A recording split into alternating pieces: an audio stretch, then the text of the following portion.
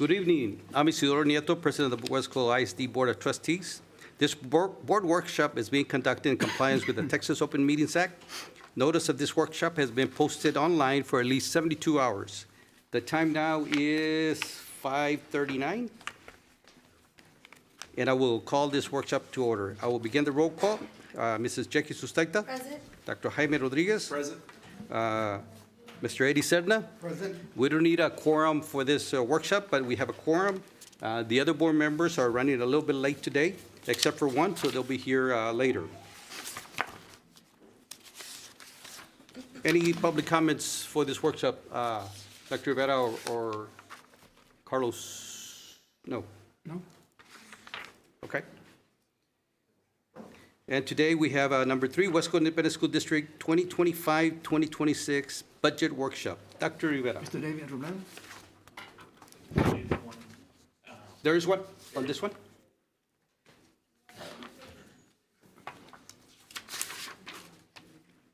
Okay. We'll go back to number 2, public comments. Board workshop, all right. Julie Valdez? Is Julie Valdez here? Are we sure it's for the workshop and not the? This was his board workshop. Maybe she thought she was going to do it in the regular board meeting. Okay, I'll hold this onto it, and if we need to come back, we'll do it. We'll make an adjustment.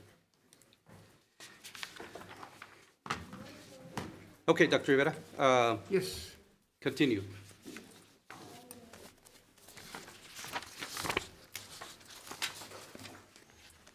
So when we think about the budget workshop, I am going to go with the mindset of, well, sharing for one of our new board members, but also for the public to know how a school district goes through this process.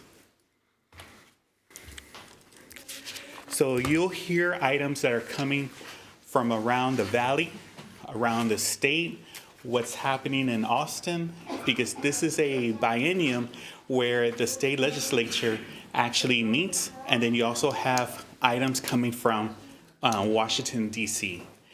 But when we go through this, we'll also be talking about how this year's budget is coming along. The way we earn our funds is really by the number of kids that we teach. So we'll talk about our enrollment projections. There is a lot of things changing.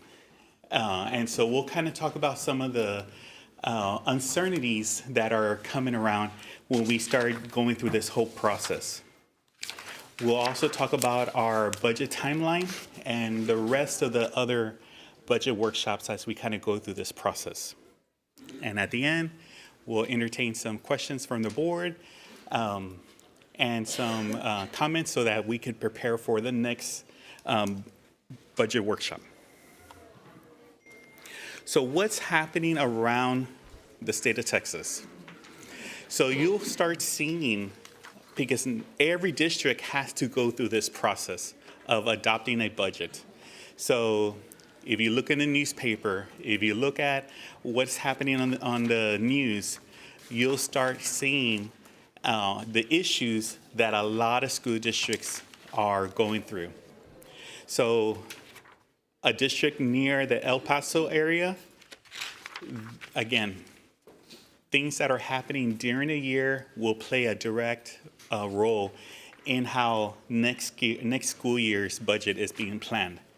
And if you're a district that is losing enrollment, losing ADA, those are telltale signs that, you know what, the district needs to do something for that.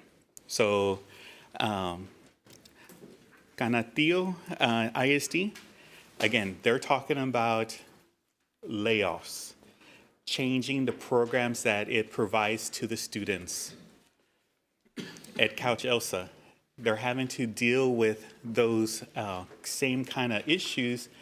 And again, the routes that they're talking about is changing how the stipends go for their coaching staff. And again, the bigger the district, sometimes the bigger the problems. And so those kind of things that affect school districts are happening all around. So I do want to take a step back and just talk about what is required for all school districts.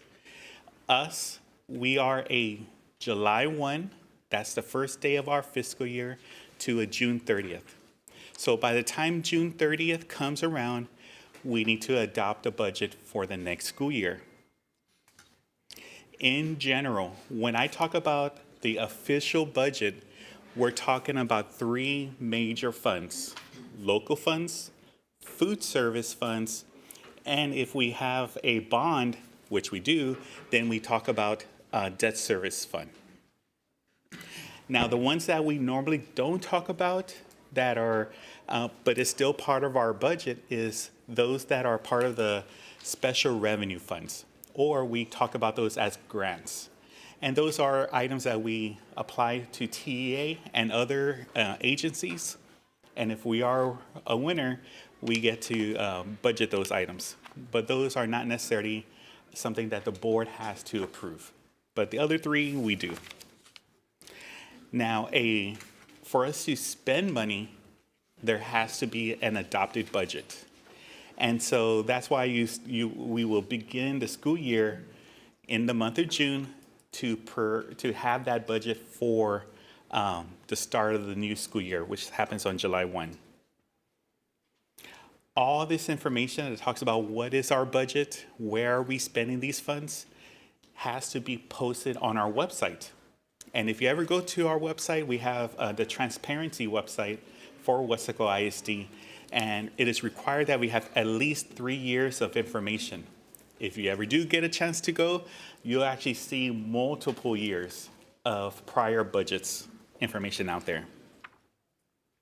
And the last thing that we have to deal with our budget is that the original budget, which starts on that July 1, all the way through the next year, June 30th, we have to share the beginning and how it finally ended with TEA. So those are the requirements that we have to do for a budget. So one of the things that we kind of have to do is, how is it working out right now? And so if you look at our financials, again, adding those three funds, local, and all of our state funds, which we call the 161, 164, anything in those kind of, as long as it starts with a 1, I'm going to call it a local state fund. Food service and debt service fund, if you were to add up the budget and see, well, how much are we spending? $210 million. $157.4 million of that money, of that grand total, goes directly to employees. So we're talking about almost 75%.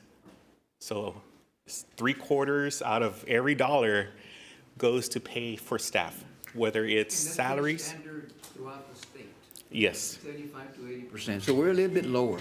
we're a little bit lower in that sense. And so, but when we start thinking like, oh, I want to do this, I want to do that, we always had to kind of remember, well, wait a second. We only have so many dollars, but 75% of it is always going to be going back to the employees. And so what's included in this number is one of the great stipends that we have, that $2,000 locally funded incentive stipend. But if you get the number of employees times that $2,000 stipend, you're talking about $5 million.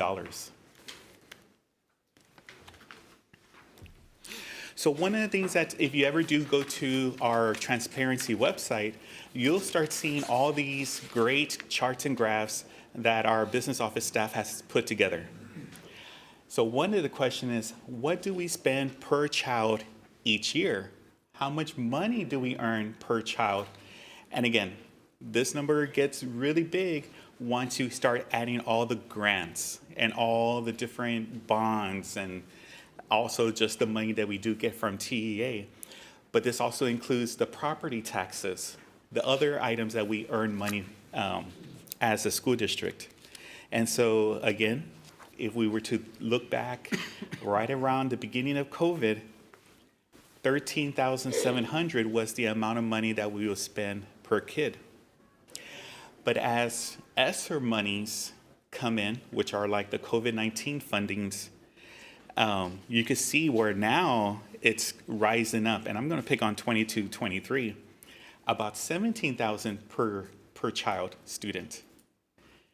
But again, those ESSER funds was only here for a little while. That big bar on 23, 24, it goes back to the bond we received, $160 million.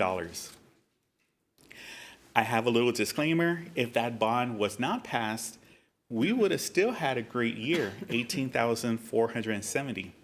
But again, that majority of that increase is related to the ESSER funds. This year, no more ESSER. And so we're kind of going back to what it is before the pandemic had happened, 16,648. But we're spending more. But that is with a plan. If you remember, what are some of the things that we're trying to do? We're improving our infrastructure, with not just with bonds, but with our own excess of fund balance. So you're seeing the great items of our baseball fields, softball fields, a lot of different HVAC improvements, those portable HVACs to help when those AC units go down. So again, part of that expenditures are those big ticket items that has been board approved. We do share those with you whenever it happens. I know the superintendent shares on his fund balance slide all the great things that are happening here in Weslaco ISD. 75% of our budget is with staff. What type of staff does Weslaco have? So again, if you go back to our transparency, so the reason why I'm repeating that is because all of this information is on our website. We do want to try to be transparent. And so when we go back 2016, we had 1,084 teachers here at Weslaco. Fast forward till today, and what has been happening? We are not in that super growth time where we were having more students come into Weslaco. Again, when COVID happened, every district in the Valley did take a dip. What's the great thing about us is that we're finally getting back to numbers of pre-COVID. And so as we kind of go through that, again, we didn't stay stagnant and in a sense have more staff on board than what we needed. That's why you do see some of the categories go up and down.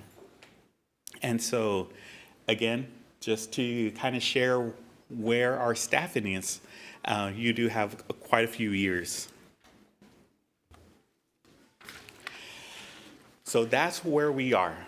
Now we're trying to predict the future of next year. Again, as I shared, Austin, the state legislatures are meeting. So you have your senators and your House of Representatives, but of the Texas version. And so you're hearing a lot of the bills that are being talked about.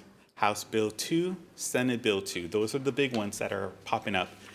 And so, but it's not until those bills become law, then we could actually put the pencil to the paper and see how it's going to affect us. But we do have estimates, and we'll talk about those in a little bit. But what are the effects of school choice? Another word of saying that is the voucher system. And so, again, the bill has not passed, but we are seeing what those possibilities are. So when you have that school choice in effect, you have all those different ways of students going to school. How is that going to affect our enrollment, our ADA? And so those are the kind of questions that we're always constantly seeing. How are we going to project a good number for next year? So even though the 2024 bond constructions are in place, if you don't know, there is way more other projects that are still being, like in the pipeline to get done. And so if those are not going to be part of the bond, they still need to be funded. And those were how local funds are playing a role. One of the other things that is happening with our federal government is what's happening with the Department of Education. And so we do have a slide to talk about what's going on at the federal level. And again, Senate Bill 2, you're hearing items that talk about what's happening with property taxes here in the state of Texas. So if you remember a year ago, 2 years ago, about the homestead exemption changing, again, there's more whispers of that happening again. And so all of these things are happening, and we still need to figure out how are we going to have a budget for next school year. So now we're talking about news that are coming from the state over there at Austin, or from the state capitol. So some of the things I do want to kind of talk about is, even though the state is saying, and I say state Republicans, and I don't want to get too political there, but they're saying this year you're getting the most money ever at the educational level that we're spending, or that we're getting from the state level. You'll hear numbers of like $15,000. Now, when you take a deep dive and see how did that money on average happen for the state, they're including ESSER. They're talking about the funding that they're pitching in for changing that homestead. So it gives the impression that a lot of money is coming in for our students. Some of those are temporary, some are just filling in the gaps. One of the items that we always want to bring up is, what is the basic allotment funding? And just another way of saying that is the basic, what is the minimum amount that the school district receives for educating and I'm going to call it a regular student, $6,160. And that's if that student came to school every single day. Now, we do have some students who do that, but we know that some students miss. And so for when that happens, if I get 6,160 divided by the number of school days, 187 more or less, you're seeing what the district earns on average for educating those students. So even though the impression is saying, oh yeah, you get $15,000 to teach a student, a lot of that funding is temporary. There's a lot of narratives that are happening on how to get to that number. And just like how I talked about the home exemption, the House and Senate do need to come together to finalize and say how the property values or how property taxes is going to be evaluated and help at the local level. And so some have it saying, you know what, let's do what we did a couple years ago and increase the homestead exemption from $100,000 per home. There's talk, $140,000. And so when that happens, if you have a property, a home, and that's your homestead, if it's under $140,000, well, you just don't have to pay school taxes anymore. But the state will come in and make up that difference of what that property owner would have paid the school district. So it's something called a hold harmless. They're not going to harm a school district for having people with those type of homes. Others are saying we're going to just change the tax rates. And how does it affect businesses? There's a lot of discussion. So all of this is happening. It's still a bill. It has not been agreed upon by the two houses. But once they do, I know we'll be hearing more about that. Some more news. So again, we're kind of talking about the vouchers system. And so if you remember 2 years ago, there was a lot of talk about that the school voucher system happening in Texas. But again, you have to have the votes for a bill to become law, and that did not happen. This time around, if you remember back in November of last year, a lot of voting no to the voucher system, they did not win their seats. And so now you have, I guess you will call it more Republicans at that level. So that barrier is not there anymore. So, but there's still a lot of talk on how to implement this voucher system. And so the Texas Tribune had done a nice little article. And again, there's all these millions of students in the state of Texas. In the middle picture, you see what the public system would still cover, which is whoever comes, we will teach. But then now you have the private school system, and they're going to take some. And then you also have students who are considering homeschooling when they used to be part of the public system. And so, again, the state is not going to give us the same dollar amount. Everything is still based on average daily attendance. So if kids decide to go to public schools, that's great for us. If they decide to go to private or do homeschooling, then that piece of pie, we'll call it, gets cut and gets taken out from public schools. So again, there's some articles that are happening that kind of talk about the pros and cons of the whole school voucher system. I'm going to give you a little side note. If you couldn't read the articles that I shared, there is a slide that says all the articles in order. So that way, if anyone has time to read, they'll be able to see those articles. So the biggest one that we are focusing on is House Bill 2, which deals more with school finance, and then Senate Bill 2, which talks more about vouchers. So again, those plans or those bills have to match. Right now they don't. That's when they will form a committee at the state level to iron out all the differences. So in general, they're saying we want to spend $7.7 billion more on the education system. So when you divide that $7.7 billion for all the kids in the state, Weslaco is right now is anticipating about only $6 million. So those $6 million will have provisions with that. If you remember, about 4 years ago, when a similar funding bump had happened, the state did say so much of that money that you got as a school district had to go for certain things. And they had said 30% for teachers and other groups. What we're hearing is that number is like 40%. And so 40% of that $6 million is going to be strictly going to like teacher salaries for the pay increase.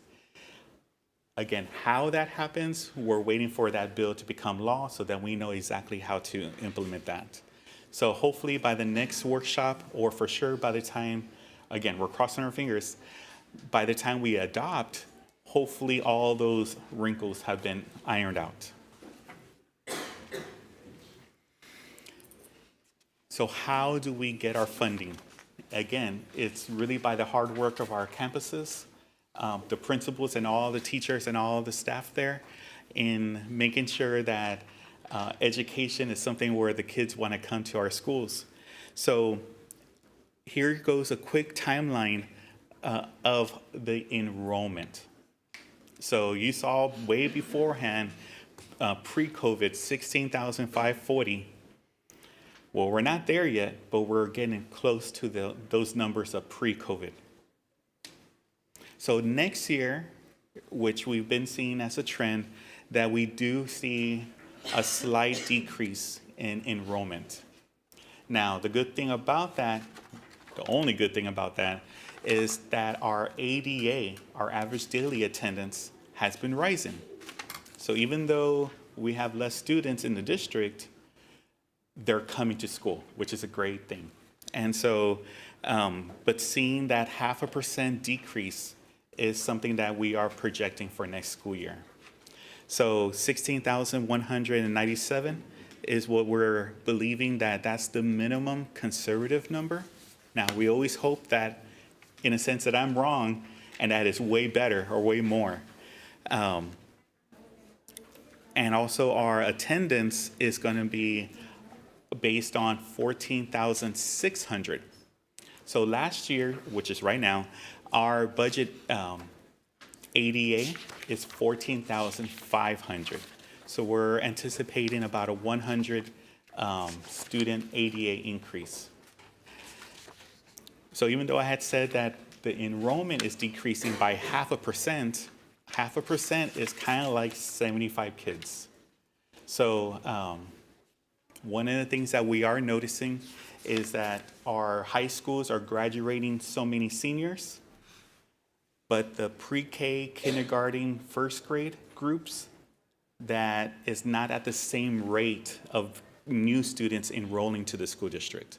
So I know those are some of the things that we're working on with our campus principals and our CNI teams to see how we can at least try to make that number more closely, as close as they can be.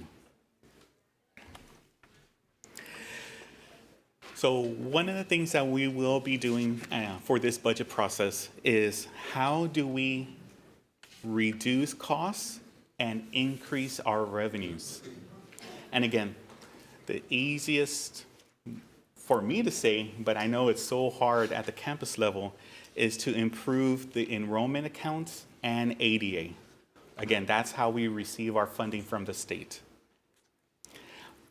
The harder part is going to be, again, if I have 210 million, 75% is to pay for salaries, well, then that only leaves about 55 million to do everything else. So again, really studying, really seeing where can we make some moves in the other 50 million. Again, is it like what those other districts are happening that has bigger losses, reviewing departments? And you may have heard this already, when we passed out the campus budgets and the department budgets, it stayed flat. There wasn't like a new increase or we're increasing the allocations. It's really a flat deal for that.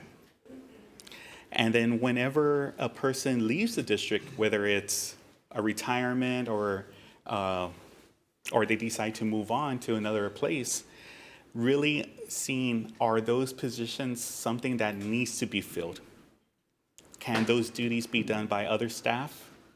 And so, again, those are cost-cutting measures that a lot of districts are going through right now. So some of the things that you'll be hearing, why the focus of HVAC is so important for the bond projects, is that it has a twofold deal. One is, yes, a brand new AC will work more efficiently. It's going to make the building cooler. So what does that mean? They're efficient, meaning they use less electricity. And because they're new, the hope is they don't need that much maintenance. Now, again, there is normal maintenance that should be happening, but they shouldn't be breaking down. So those are two cost savings that, as we push out these projects, that we should see other costs go down. Now, one of the things that is always going to be a big cost for the district and their employees is the health insurance. So let's talk about that. So this current year, we did have an 8% increase to the premiums, but it wasn't something that only the employees pitched in. The district did the same thing. And so it was 8% across the board. We are seeing how the numbers are for the cost of that program. Again, we are a very pro employee benefit plan. It's going to be one of the better ones in the Valley. So when you hear that it has a lot more benefits and lower co-pays, well, somebody still has to pay for it, and usually it's the school district, the employer portion. So even though we see that this program is about $21 million, again, we're planning on spending $21 million. And so that included an 8% increase. And that's just the way the nation pays for health insurance and all those related costs. It's usually about 10 to 15. So our staff, again, are utilizing the plan, and luckily for me, it's hitting the marks that we had budgeted for. So what does that mean for next school year? We're probably going to be seeing the same type of deal, meaning an 8% increase. So what does that equate to? We're seeing about a $2 million bump that will happen on the health insurance. Again, that doesn't happen until we approve the budget. But again, it's also going to be something that is going to be not just the employee picking up the whole 8%, it's everyone. The district put in then their 8% also. So it's going to be something similar to last year's increase. So one of the comments that I had made was that the federal government, again, you do have a new president and cabinet, and they are doing some changes at the federal level. And so if you go to the U.S. Department of Education website, this is one of the first things you'll see about President Trump, in a sense, having an executive order to close the federal level Department of Education. It's not saying that they're not going to stop helping. It just means that those funds, they're just going to give it to the state and let the state handle educating their students. So later on in the article or in the newsletter, it does state that they're not saying, oh, we're going to send that money somewhere else. It's just that it's just going to pass through and go straight to the state. So with all those changes that are happening, things that are happening local, things that are happening at the state level, things that are happening at the federal level, this is one of those, and it's always going to be an odd year.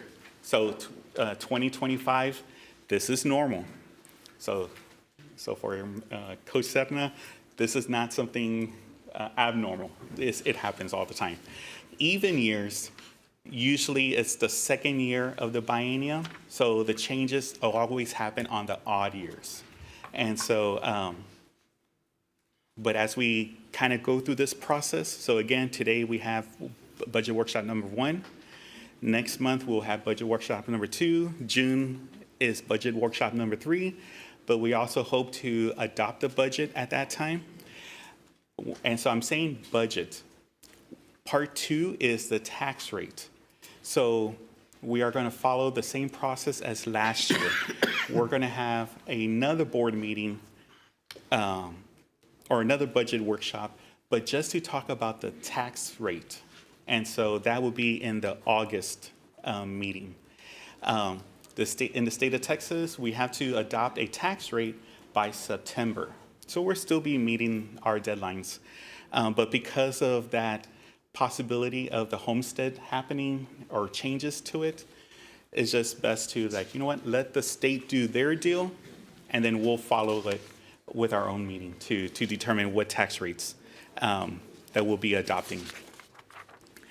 And so as part of your backup, you do have some more numbers. The enrollment numbers for the past 5 years. You'll actually have a copy of the budget calendar so you can see the more in detail what's happening throughout the department or throughout the district. And so, but at least you have a quick eye view of what's going to be happening for the next 4 months. So budget workshop number 2, May 19th. And then if you ever wondered all those articles, again, The PowerPoint will be on our district website. Just click on that link and you'll get to see all the fun readings that we have. And there we go. Thank you, Mr. Robledo. I'll ask my fellow board members, see if they have any questions, even though it's only the first workshop.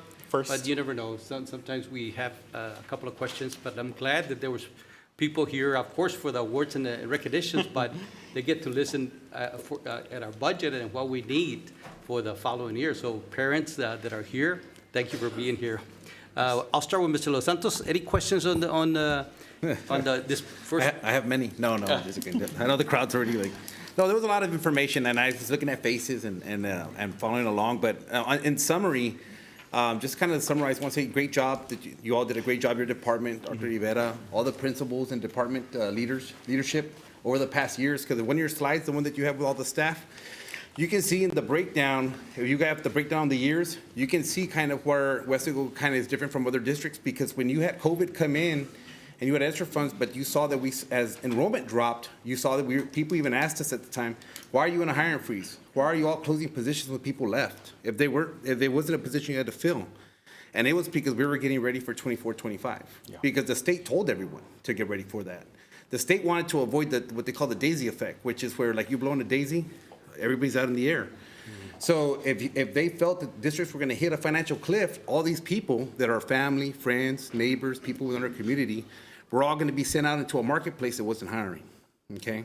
So at that time, the board, along with the superintendents at the time, and Dr. Rivera, we came in too, and even the departments and the campus leadership, were told, this is all recorded, let's start making the hard decisions now so that it won't be so painful later.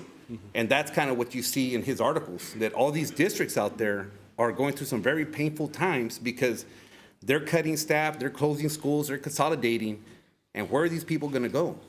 You know, where's the job market that they're going to go and apply to? So I just want to commend everyone over those years because you were able to get us to this stage and take care of the people in our community that service our kids, which is, you know, our family, our friends, our neighbors, et cetera, and our parents, and whatever the case may be, sons and daughters.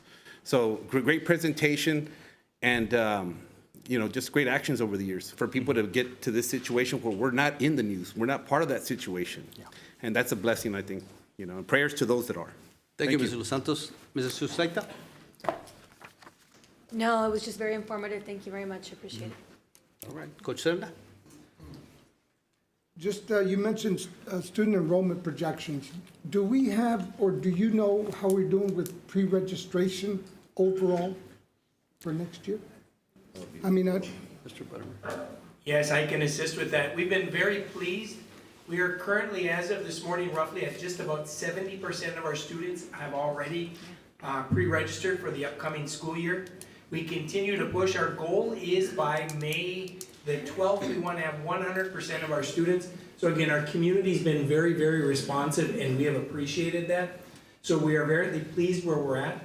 We still have some growth areas in the pre-Ks. I can already put that out there if people can hear it. I know we have people here in the audience.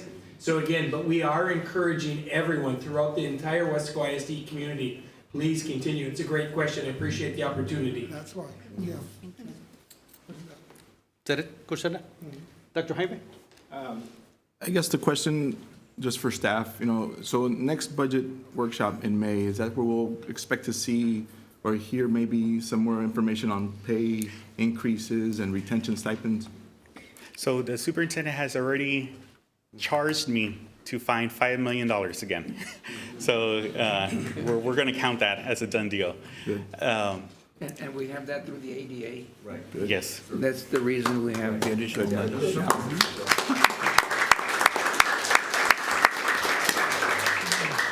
So let me put the accounting terms to that.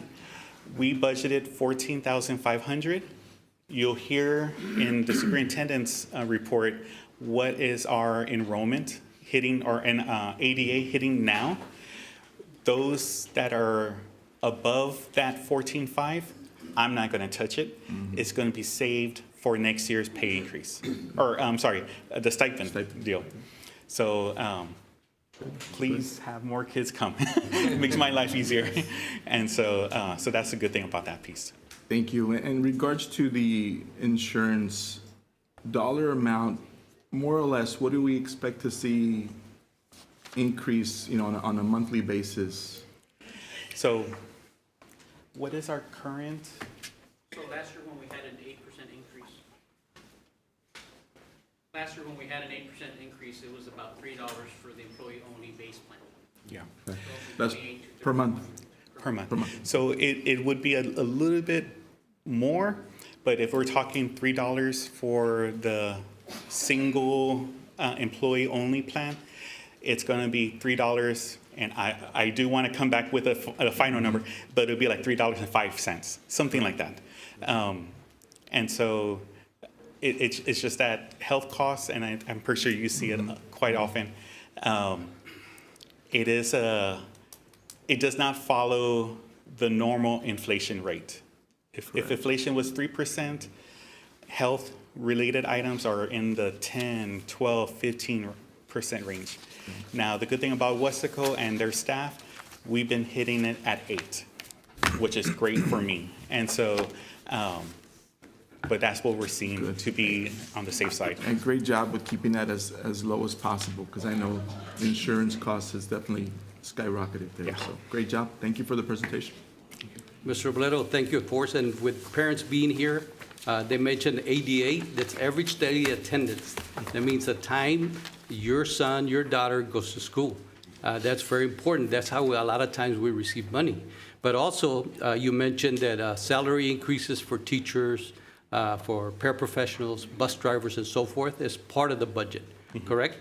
And so, as parents here today, normally we don't get a lot of parents, but this is a time to tell you all the importance and how good this district is. Of course, with the leadership of Dr. Rivera, we've come a long way, and we're still going to continue to provide the resources we need for all students, not just for athletics, not just for UIL, all students, special ed, economic disadvantage, your regular students, your AP students, each one of your son and daughters deserves the best education they can here with our district, and we're going to continue that. So thank you for the budget, and again, thank you, Dr. Rivera.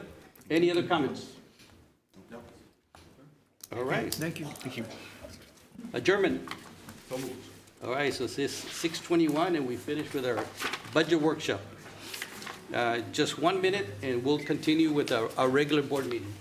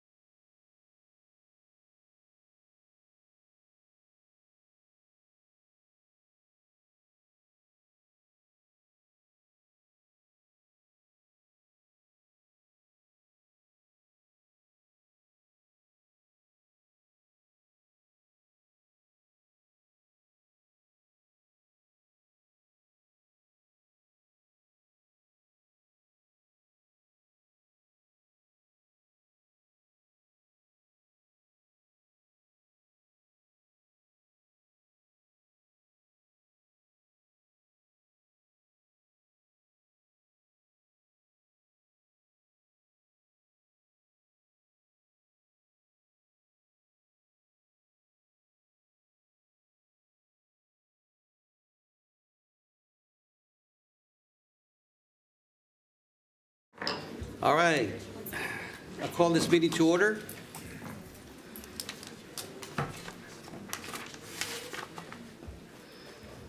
The time is now 6:27. This regular board meeting is being conducted in compliance with the Texas Open Meetings Act. Notice of this meeting has been posted online for at least 72 hours. A recording of this meeting is being made and will be available to the public at a later date. Roll call, Mrs. Sustenta, Present. Dr. Jaime Rodriguez, Present. Mr. Eddie Serna, he's here, but he'll be, Mr. Mark De Los Santos. Present. Coach Cuellar will be here a few minutes later. So we have a quorum for this board meeting. Invocation, Dr. Rivera. Mr. Trevino? Let us bow our heads. Gentlemen, would you please remove your hats in reverence to the Lord? Lord of all creation, our Lord Jesus Christ, how great and mighty you are. You are awesome in all of your ways. You are good and merciful towards us. Thank you for the gift of life, health, family, friends, strength, and ability to work to provide for our families. We thank you for the many blessings you have bestowed upon WISD and those to come. We will never tire nor waver to ask you to continue to bless and grant greater wisdom to our superintendent, Dr. Richard Rivera, and our amazing board. Thank you for their leadership and humility. Lord, may your will be done in our board meetings. Help us to maintain integrity in what you have left in our care. Help us always to be focused on the betterment of boys and girls in Weslaco ISD. As our students continue in this testing season, we pray clarity of mind, peace in their hearts, and the knowledge they have obtained throughout the year flood back into their hearts and minds as they challenge a test. We know they will do amazingly well. Bless our administrators, staff, and teachers with wisdom, integrity, patience, and the physical and mental strength to continue and finish this year very strong. Above all, bless our students with divine protection, physical and mental health, and providence. Allow them all to return safely after the Holy Week holiday. There is gratitude in our hearts for all that you have done, are doing, and will do in the days to come. May our hearts reflect the spirit of forgiveness as you have forgiven us. Thank you for your sacrifice on Mount Calvary and the victory at the tomb. We ask you all this in your precious, glorious, and mighty name of Jesus. And everyone says, amen. Amen. Let me correct the time. When I looked up there, I just saw it. It's the correct time for the board meeting is 6:23. All right. Pledge of Allegiance, Dr. Rivera. Yes, Mr. Buttermer. Good evening, everyone. At this time, we'd ask everyone to please stand, remove any type of headwear, place your right hand over your heart for the Pledge of Allegiance.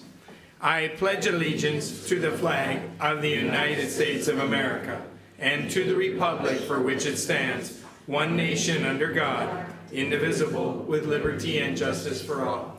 Please remain standing, right hand over your heart for the Texas Pledge. Honor the Texas flag. I pledge allegiance to thee, Texas, one state under God, one and indivisible. Thank you, Mr. Buttermer. Awards and recognitions, Dr. Rivera. Yes, Mr. Carlos Robledo, please. Mr. Robledo.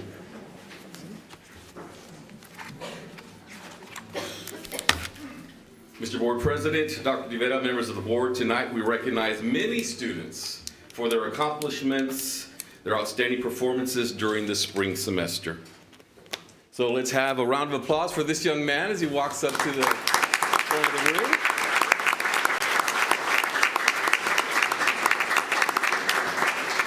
Tonight we are honoring this young man, Landon Rodriguez, who recently won second place at the 2025 State and Engineering Science Fair held at Texas A&M University recently. He competed in the junior division robotics category, where he presented a prototype of an electric vehicle that can detect wavelength interference. This could possibly help future electric cars avoid collisions out in real-world traffic. Congratulations, Landon.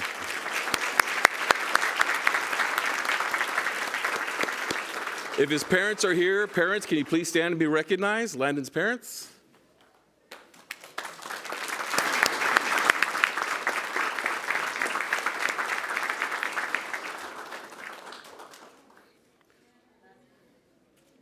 Quick photo. Thank you. Congratulations, Landon.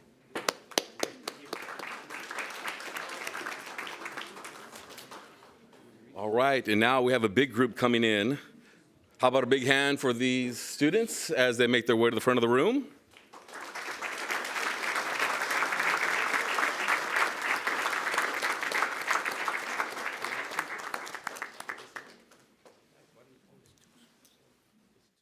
We're going to make 2 rows, possibly, maybe 3 rows. All the way over there. Come on in, come on. We'll start off with Central first. Okay.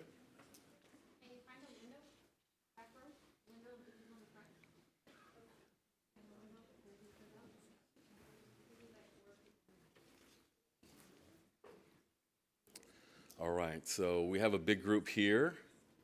And so tonight we want to recognize some talented middle school musicians who have recently returned from their UIL Region 28 Orchestra concert and sight reading evaluation. For the first time in the history of Weslaco ISD, we have not one but two middle schools that receive superior ratings. We start off by congratulating Central Middle School Orchestras. How about a round of applause?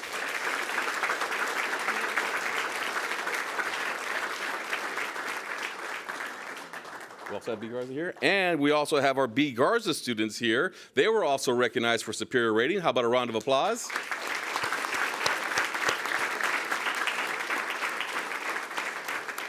Our students receive superior ratings, the highest rating on stage evaluation, excellent ratings for their sight reading portion of the evaluation. Once again, we congratulate these students on this historic achievement.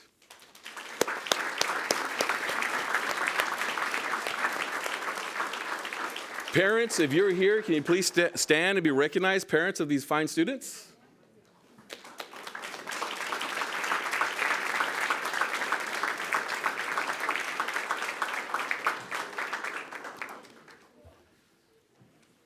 All right, we'll set up for a photo. We good? All right, congratulations once again. How about a round of applause for our students from Central Middle School and B. Garza? Exit out this way.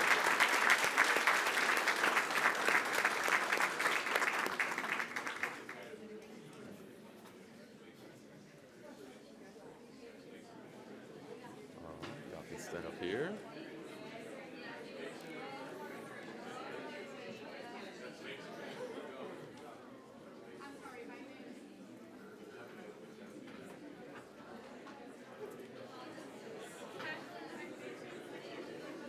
All right, well, up next, as you can see, we have some students here. How about we give them a round of applause? They were involved in our Rio Grande Valley Livestock Show recently.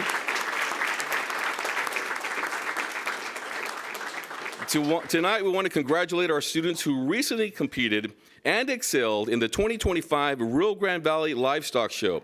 These students from the Future Farmers of America clubs put in countless hours to develop and prepare their animals for this annual event. Students took part in not only live animal contests, but in art shows as well. All these students had their exhibits selected to market, which is a prestigious accomplishment. Congratulations, students.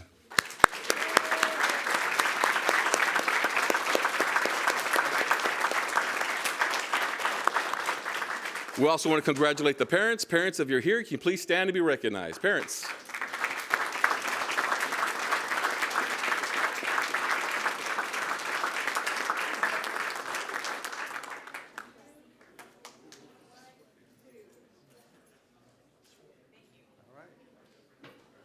All right, congratulations, students. You can exit this way.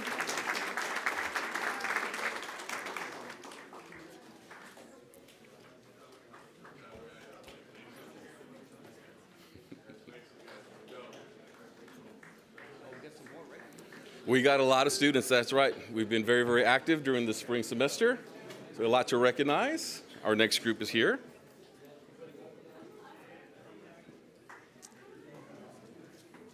So we want to congratulate some CTE culinary arts students who recently took part in a very unique competition.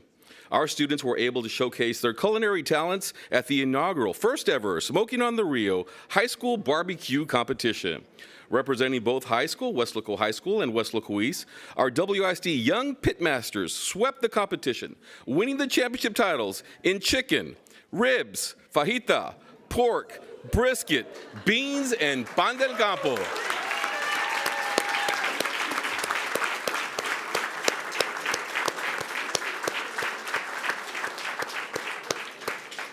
For this, they were named grand champions. Congratulations.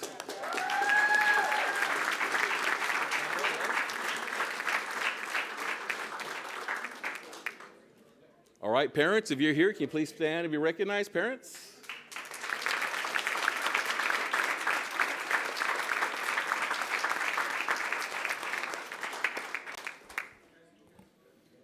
Congratulations, students. Invite us to your next barbecue.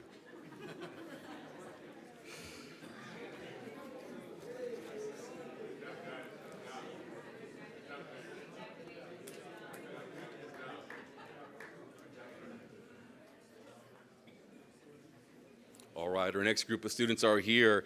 And tonight we also want to recognize this special group of competitors, the Weslaco ISD CTE Green Power race teams. These students are part of the Green Power USA program, an innovative initiative designed to engage students in STEM, science, technology, engineering, and mathematics, through hands-on experience in building and racing electric cars.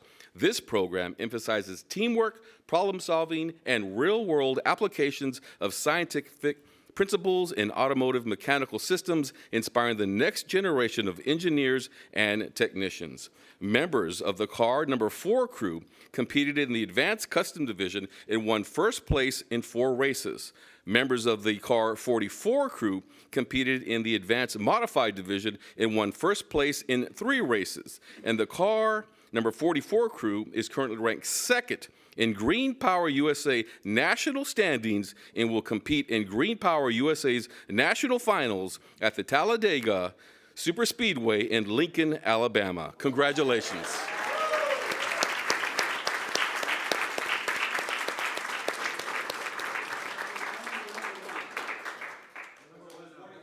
Well, okay, we have an update. Breaking news. Breaking news, as of today, they're ranked number 1. Congratulations. Parents, if you're here, can you please stand and be recognized as well? How about our parents?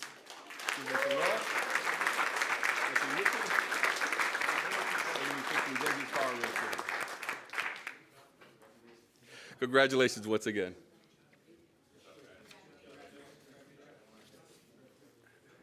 Come on up. All right, come on in, students. We have a couple of students.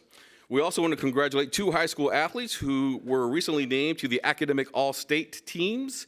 These Academic All-State lists recognize high school student athletes for their academic excellence in GPA, class rank, and ACT, SAT scores. We honor these students who perform with the highest academic excellence on and off the field, court, or swimming pool, right? Congratulations to Weslaco High School Swimming Program All-State Academic Second Team, Jaden Lopez.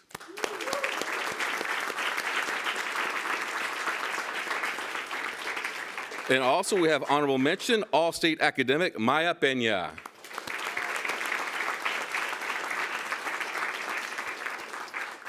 Parents, if you're here, can you please stand and be recognized? Any parents here?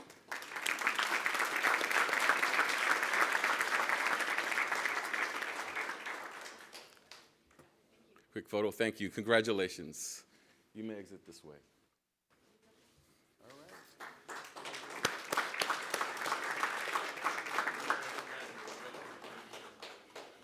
All right, our next student, gold medal winner. How about a big hand for this next athlete who recently competed in powerlifting for Weslaco High School?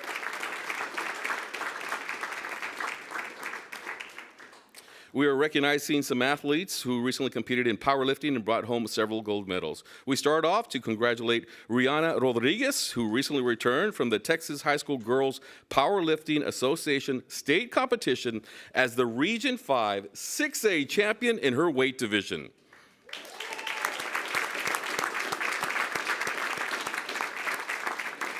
Rihanna successfully lifted 415 pounds in the squat, 265 pounds on the bench press, and 390 pounds in the deadlift for a total of 1,070 pounds.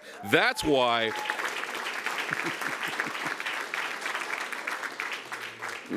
she was named state champion powerlifter. Congratulations. If her parents are here, can they please stand and be recognized? Mom?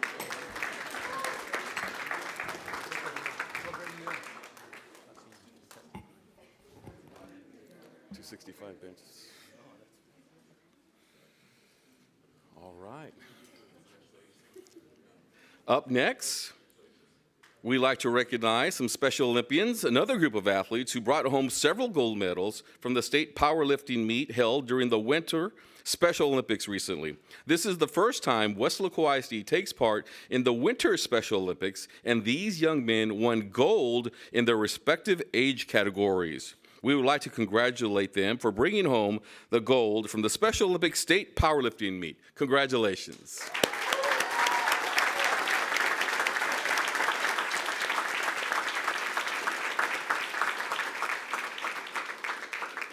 And parents, if you're here, can you please stand and be recognized? Parents.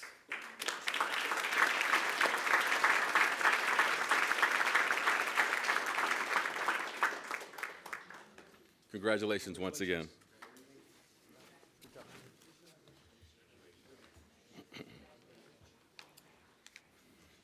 Up next, we celebrate our campuses that have successfully increased attendance during the 6 weeks of school, meeting and surpassing the average daily attendance goals benefits our district and, most importantly, our students. Elementary schools meeting the district's ADA standard for the 6 weeks. We'll start off with a 97.89 ADA, Cluckler-Held Elementary.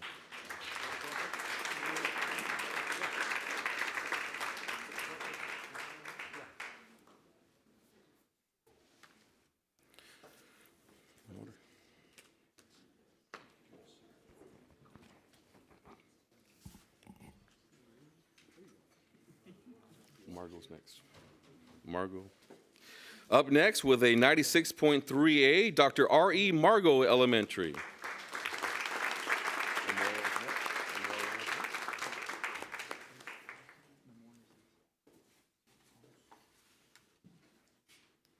Up next with a ADA of 96.19, Memorial Elementary.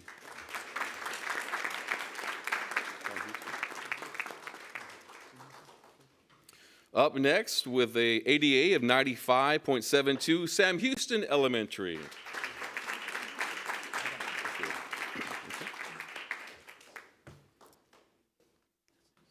We'd also like to recognize our secondary schools meeting the ADA standard with a 97.72, B. Garza Middle School.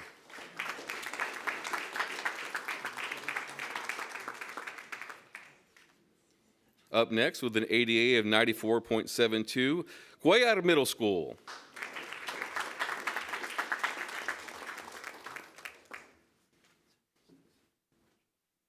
Up next with an ADA of 95.67, Central Middle School.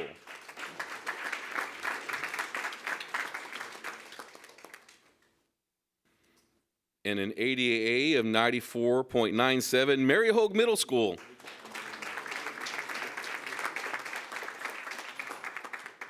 And also tonight, with an ADA of 97.59, South Palm Gardens High School.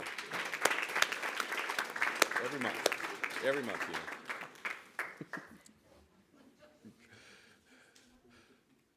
We'll take a quick photo.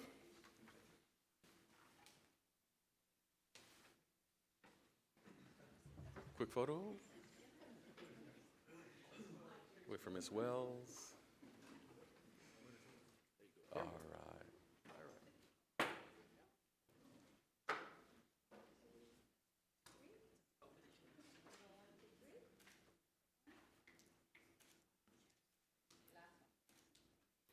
How about we give our principals a round of applause? All right. That concludes our awards and recognition, Mr. Nieto. Of course, we had a lot of recognitions. Any particular comments that you would like to make, board members? Mrs. Sustaita? No, just congratulations. I mean, it's great to see so many kids getting all these awards around the community. I've been hearing, wow, Weslaco's doing so great, not just academically, but also all these extracurricular activities. So great job, parents, coaches, kids, everyone, keep up the good work. Thank you. Dr. Jaime? Congratulations to all, and a lot of good things, a lot of great things happening at WISD. So thank you for representing and for all the hard work that everybody puts into all these events, and the principals, great job with the ADA. Thank you. And let the record reflect that Coach Cuellar came in at 6:30. So now, Coach Cuellar? Again, congrats for the success that we're having. It didn't come without hard work and a serious commitment to making Weslaco ISD the right choice. And tonight's a perfect example of what Weslaco ISD is all about. So thank you all for the great job y'all are doing. Thank you, Coach Cuellar. Mr. Coach Serna? No, just echoing everybody's congratulations to all, and, a lot of hard work and effort goes into this. Mr. Los Santos? The same. Congratulations to everybody, all the different departments, and like Coach Quay was just saying right now, this just showcases inside and outside the classroom, on the fields, through fine arts, all the great things that the district offers all these students from our community. So just congratulations to everybody, and so the principals as well for the ADA. Congrats. And I'll just echo what all the other five said. I don't have to say much because I said it all. Congratulations again. All right, number 6, proclamations. With that, Dr. Rivera. Yes. Mr. Carlos? Yes, Mr. Board President, the proclamation here. Weslaco ISD School District has a long-standing tradition of excellence in striving to bring together all resources to provide our students and staff with the best opportunities for success. To that end, Weslaco ISD acknowledges and celebrates initiatives, departments, organizations that join in our effort to develop, expand, and enrich our learning environments for students, parents, and employees. Therefore, Mr. Nieto, President of the WISD Board of Trustees, does hereby proclaim May 2025 as Celebrate the Arts Month, Better Speech and Hearing Month, National Mental Health Awareness Month. We also proclaim School Lunch Hero Day, May 2nd, National School Nurse Day, May 7th, Teacher Appreciation Week, May 5th through the 9th, National Police Week, May 12th through the 16th in Weslaco ISD, and urge all citizens to recognize with appreciation our district's commitment to educating and helping our children achieve their highest potential.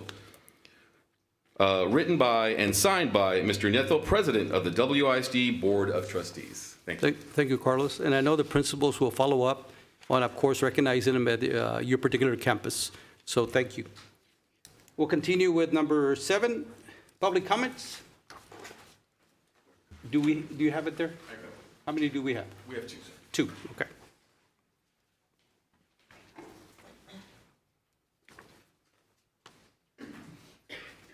Do we have Mrs. Flor Leal? Please come up here.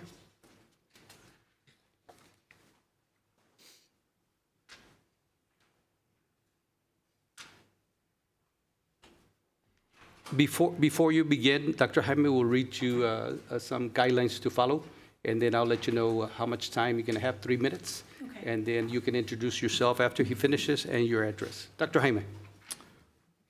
Pursuant to the Texas Open Meeting Act, the Board of Trustees may not deliberate on any comment made by a member of the public on a subject that is not included on the agenda posted with notice of this meeting. As per the Texas Attorney General, the scope of board discussion for a subject not part of the meeting agenda is limited to only a proposal by board member to place the subject on a future board agenda. Specific factual information or recitation of existing policy may be furnished in response to inquiries, but the board shall not deliberate or decide regarding any subject that is not included on the agenda posted with notice of the meeting.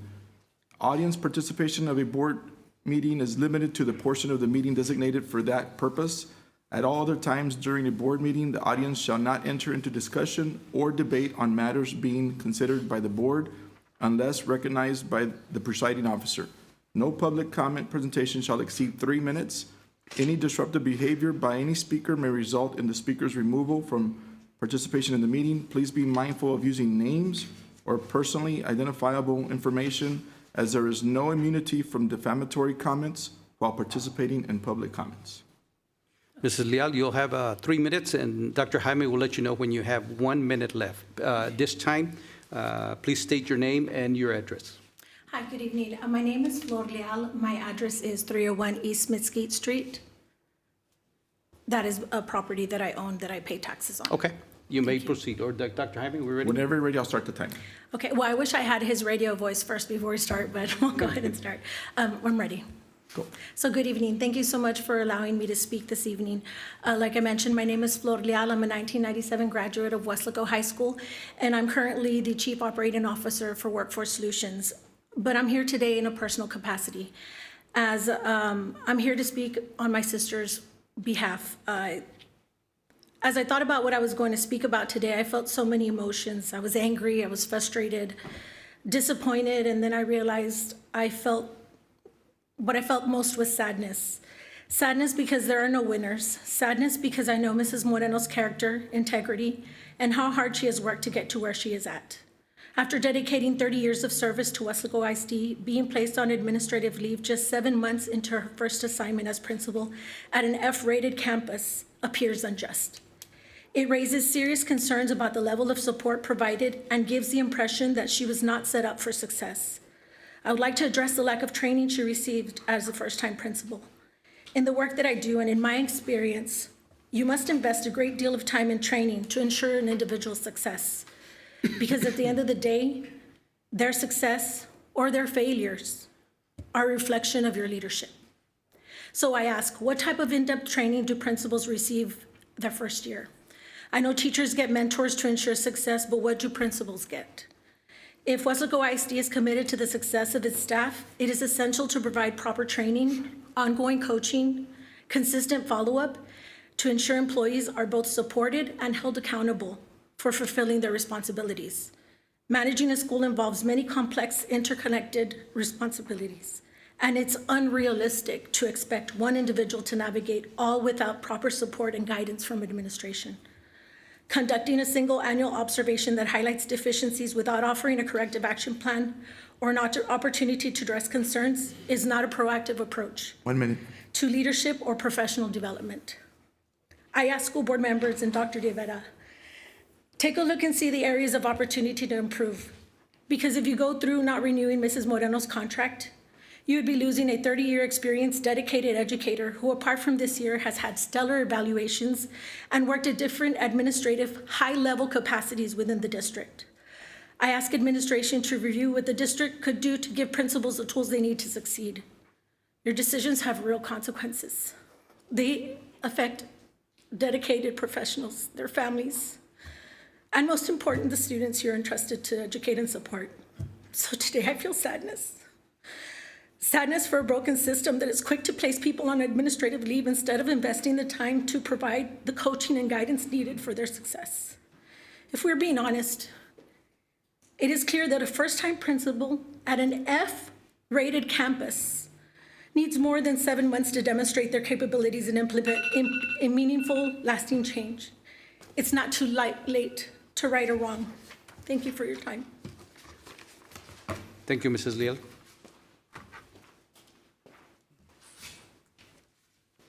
Second on the agenda, Julie Ann Valdez.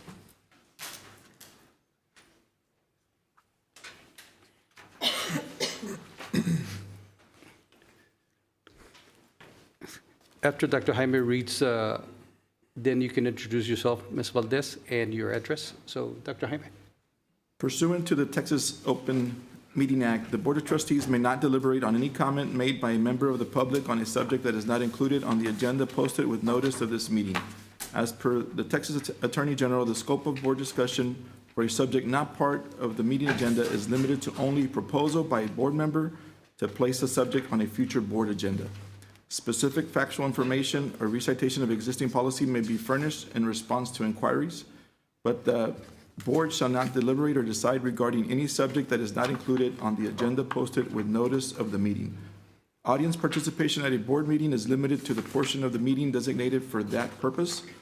At all other times during a board meeting, the audience shall not enter into discussion or debate on matters being considered by the board, unless recognized by the presiding officer. No public comment presentation shall exceed 3 minutes. Any disruptive behavior by any speaker may result in the speaker's removal from participation in the meeting. Please be mindful of using names or personally identifiable information, as there is no immunity from defamatory comments while participating in public comments. All right, Ms. Valdez, you can introduce yourself and your address, please. My name is Julie Valdez, and my homestead is in Stone Street, Weslaco, Texas. You may proceed.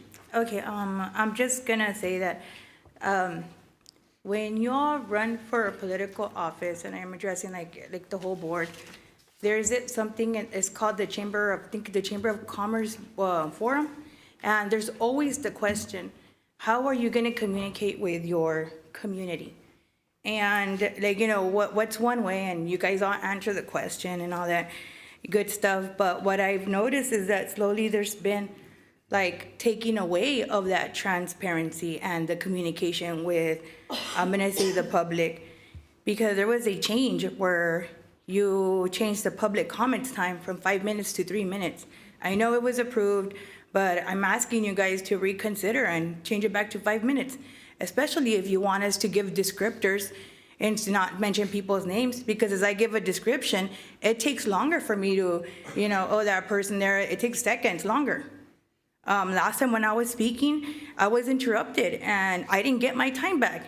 And as someone so callously, since I can't point out and I can't say anything, to defend myself, like he turned around and told me, you got your time. Like real nasty. And I'm like, no, I didn't, because I didn't get my time back. I didn't get the time that you all took away from me. Like, and so then like, that's just like, but it's due to transparency. Like, this is transparency. Like, you don't want us to talk? Look who came today. 2 people came to speak today. What's the big deal about 2 minutes, of giving us more time? Like, how much time is it actually gonna take away from you guys? Okay, next. The other thing is, I would really like it if you guys can change the public sign-in. If I didn't have to like come in, like killing myself in traffic, trying to get here by 5:30. Just to come, I barely got here in time and I was so rushed that I signed the wrong paper. So I'm sorry. You think I'd know better, right? But I didn't, I was just so rushed. And okay, and then next is like the PIR request. Can they please be completed in a timely manner? I requested one in March 3rd. I requested one in December. I haven't gotten anything. Then I requested one March 3rd. It's a what, April 14th? And I still haven't gotten anything.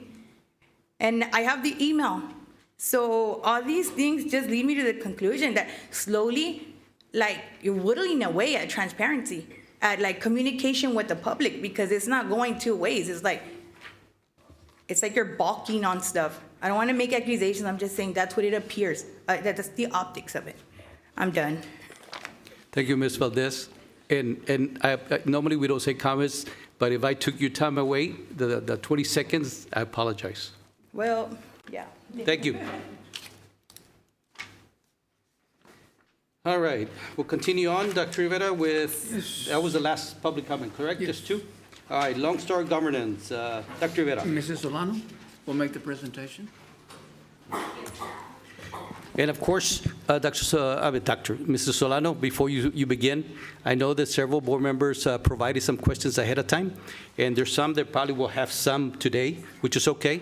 But in the future, we'll make sure that, I know we have busy lives, but we'll make sure to provide those 1 or 2 or 3 questions to you, so that way when you present, you got all the answers for us. So you might proceed. Yes, thank you.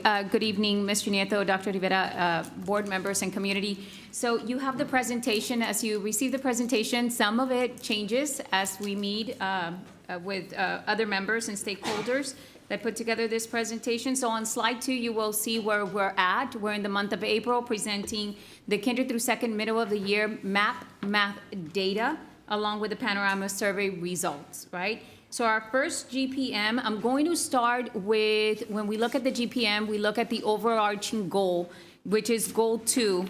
Goal 2 reads the percent of third grade students that score at the meets grade level or above on STAR Math will increase. And this was our original goal, 43% 2 summers ago, right, back in 2023, to 60% by August 2028. So we set 5-year targets, right? So there you see in the bar graphs, you see how we performed back in 2023. That was the first year of STAR 2.0. Then STAR 2024, first year of LSG board adopted goals. And then where we are at with third grade math data from the benchmarks right before our STAR administration has begun. And then you see where the target goals, the red line is headed, right, up until 2028. I do want to make note to the state targets. The state targets up until 2027 at the meets grade level, the state says schools must reach 49% at the meets plus, right? And then from 28 to 32, right? It's so strange for me to say those years because it seems like so far, but the next state target will be set at the 58% of the students meeting the meets plus, and then in 2038, for those of us who are still here, the state target will be 75% of the students must perform at the meets plus. So just something for us to reference to when we're talking about the meets performance level. So that is the third grade goal. So how do we monitor that third grade is on track or not on track? We monitor it with our kinder through second data. That is how we prepare our third graders. So the next slide, you will see our kinder data in our next slide. Okay, so in our kinder data, the GPM, what supports that third grade goal is that the percent of kindergarten students this year, the target will be 58% at the meets plus, right? So if you look at our data, I don't know that you see it clearly, the public, but you have like a yellow box where we monitor it from the beginning of the year, right, to our hopefully end of the year target. Beginning of the year, kinder started at 42% of the students were at the meets plus. We had a 9-point gain in one semester, so they are at the middle of the year at a 51. And we are hoping, right, if we have that same growth in achievement, we would meet the 58% target, right? So that would be our 2025 end of the year target or goal. So we are saying, board members and community, that we are on track to meeting this target, okay? Then if you move on, here you have a campus slide, right? So what we did is you saw the district slide, then we broke it up by campus, all 10 elementaries. The formula here to say that we are on track or not on track, right? And it really all depends, right? Is that we got the beginning of the year goal or the performance, and we looked at middle of the year, how many points they gained, right? And if we were to gain the same amount of points, would we meet the end of the year target, right? It is not a true or a definite predictor, right? We hope that if we see we are not on track, you know, a lot of other interventions are put in place to make sure that we get back on track. But we're happy to report in kinder that we have 7 campuses on track if they have the same amount of gain in student achievement, and 3 right now that are currently not, but can definitely get back on track before our end of the year administration. We move on to first grade. So first grade, how does first grade support third grade, right? The third grade overarching goal. So in first grade, we said that the end of the year target for our first graders this year would be at a 50%. We started with this cohort of students performing at a 36% at the meets performance level. In a one semester, the fall, right, we had a 1-point gain in student achievement. So in January, they scored at 37% at the meets plus. So again, projecting if we had similar gain, would we meet the goal of 50% at the meets level? And we are saying we are not on track in first grade, right? However, if you look at the table with the different student populations, all student populations had a gain, but not enough of a gain to say we will be on track to meeting the 50% end of the year target here, right? So that is first grade at the district level. If you move on to the next slide, we then look at first grade at the campus level, right? And here in first grade, we have the opposite. We have 7 campuses not on track and 3 campuses on track. And again, using the same methodology, if they had the same points or gain as they did fall semester, would they have or meet the end of the year target with that same amount of gain second semester, right? So you see there, Gonzalez and Houston and Memorial are on track to meeting the end of the year target. Other campuses, we are working with them to make sure that whatever interventions are needed in first grade are put in place. And we'll talk about that in a little bit. We move on to second grade. So second grade, the target for second grade in supporting the third grade overarching goal is by the end of the year, we said second grade would be at 46% meets grade level.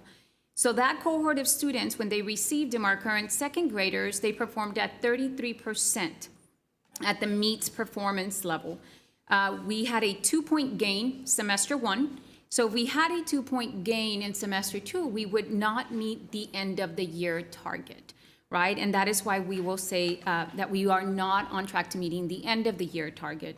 However, with the exception of special ed, in our populations, they all had a gain in student achievement for the middle of the year. We expect and hope that with the interventions in place and with the progress monitoring that has been happening in conversations, this turns around this data by the end of the year administration. So when you look at the campuses, we have similar to first grade. I know we had 3 campuses on track, and one of the discussions that we have, for example, with Memorial, even though they're at that lower end, right, is because their achievement is high, is because they had a regression from first to second or middle of the year data. That is why we place not on track. However, they are very close to meeting the end of the year target. So that would put 4 campuses, but if the regression continues, then it would put them at a not on track campus, right? So that is our, and then we have, I do want to note, right, that you have your Gonzalez and Sam Houston that have surpassed the end of the year target, which is impressive, right, at the meets performance level already. So if, to finalize the portion of our student outcomes, what is working, right? And the more we have discussions in our early childhood data, I think the more we uncover that what is working is we have a valid instrument that is very reliable and accurate in projecting future student outcome measures, right, or assessment gains. So that we know that we have in place, right? We also know that campuses that have differentiated strategies and practices in the classrooms are meeting those targets, right, and are meeting the targets early on. We also know that one of the things that we see here is campuses who are taking advantage of the weekly PLCs, right, are seeing the fruits, right, of their labor, are seeing the outcomes. They're seeing outcomes increase. So one of the things that we want to note, right, in our discussion of what needs more attention is we need a solid and reliable Tier 1 resource that aligns with all special populations, not just with general ed students, right? And that is why you see the Bluebonnet adoption, right, in one of our consent agenda items as well. We need more data-driven instructional decisions and conversations, right?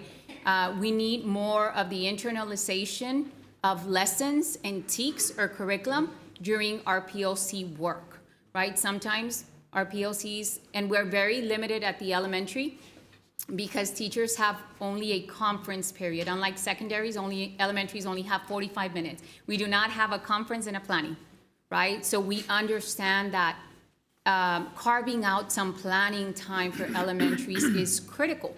And I will say, elementaries, as a former elementary principal, sometimes our attention, right, is in that accountability rating, but we need to focus our attention in the 5 grade levels before we get to 3rd grade, because we have an opportunity to make a tremendous difference. So those are the things that we've identified as what needs more attention in the future, right?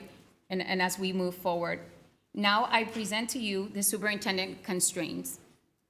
So for the superintendent constraint, and we swapped this from last month just because our timeline for this year looked different for Panorama Survey. We look at our overarching goal or constraint for the superintendent is constraint 3, the superintendent shall not allow a low level of campus culture and climate. We are on track according to the Panorama Survey. So the first CPM 3.1 focuses on students, revolves around students who respond favorably to emotional regulation on the Student Panorama Survey, right? How they manage their emotions and move on past challenges, right? So we had to be at a 45%. If you look at our bar graphs or our data from last school year in the spring to the beginning of this school year in the fall to now, our data, that yellow bar as a district, because it does separate the elementary and secondary, is now at an 80% average. So what is working? A lot of PD and support from everyone, right? From administrators attending trainings to counselors to LPCs, a lot of strategies and techniques being embedded in those monthly meetings. So a lot of that is working. They have a lot of resources to gravitate to and use. And then what needs more attention is just more in-depth analysis of the data to see which factor, which questions are those that we need to focus on more to continue increasing and seeing positive results with our students. Then our second CPM, which is 3.2, focuses on teachers and staff, right? And this is who responds favorably on school climate at the Panorama Survey, right? And the target was 57%. As a district, we are at a 66%, and you received an attachment with the school's results, right, on school culture and climate. You know, I know that the departments work regularly to acknowledge and celebrate staff contributions. They do, every campus is unique and has their own little strategies and initiatives on how to improve SEL also with our staff and our students. And a lot of team building, social events, and appreciation events throughout the school year. What we are asking, and administrators receive notice today, is please continue to review the Panorama Survey results, as it is data that drives forward how we respond, right, to the data and to improve the data. So that is what we will continue working on. And that is it for my part of the presentation, Mr. Nieto and the school board. All right. Now, will you respond to those questions that we submitted, or do we? So there was about 18 questions submitted, so I don't know if you want me to go through them or each of you school board members. Yes. I think Yes. that's the whole point, Yeah. is for us to spend our time talking about those outcomes. Right. And I think he present one at a time, and then if we have any questions, you know, and then if you all have additional questions, then we can continue. Okay? Okay, And you don't have to name the board member, just name the question that we submitted, okay. or read it, my fault. Yes, okay. So the first one is, we've already begun with the implementation of the new possible adopted curriculum, which is Bluebonnet. You have received a timeline. We started the work early on, and that is still ongoing. But yes, we have provided training overviews, and we'll continue with coaching. Yes. So Okay.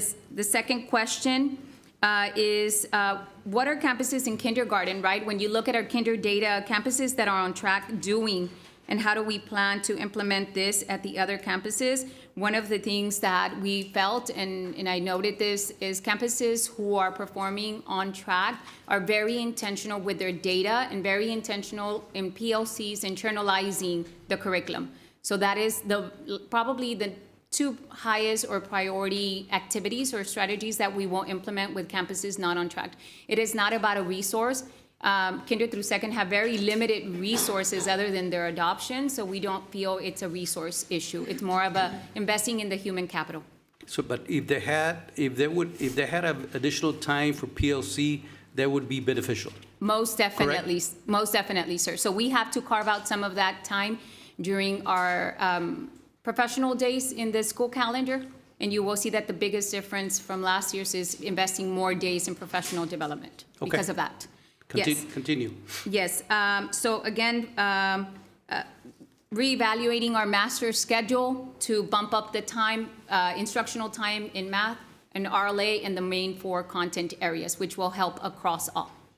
Right? What is the common denominator in campuses that are not on track in 1st and 2nd grade? Again, it's the lack of maybe intentional PLCs and internalization because of the timing, and teachers need their conference time. So it's basically, and maybe fidelity to a walkthrough, not just for teachers' purposes, but for fidelity to the adoption, right? To those instructional resources we committed to. Okay.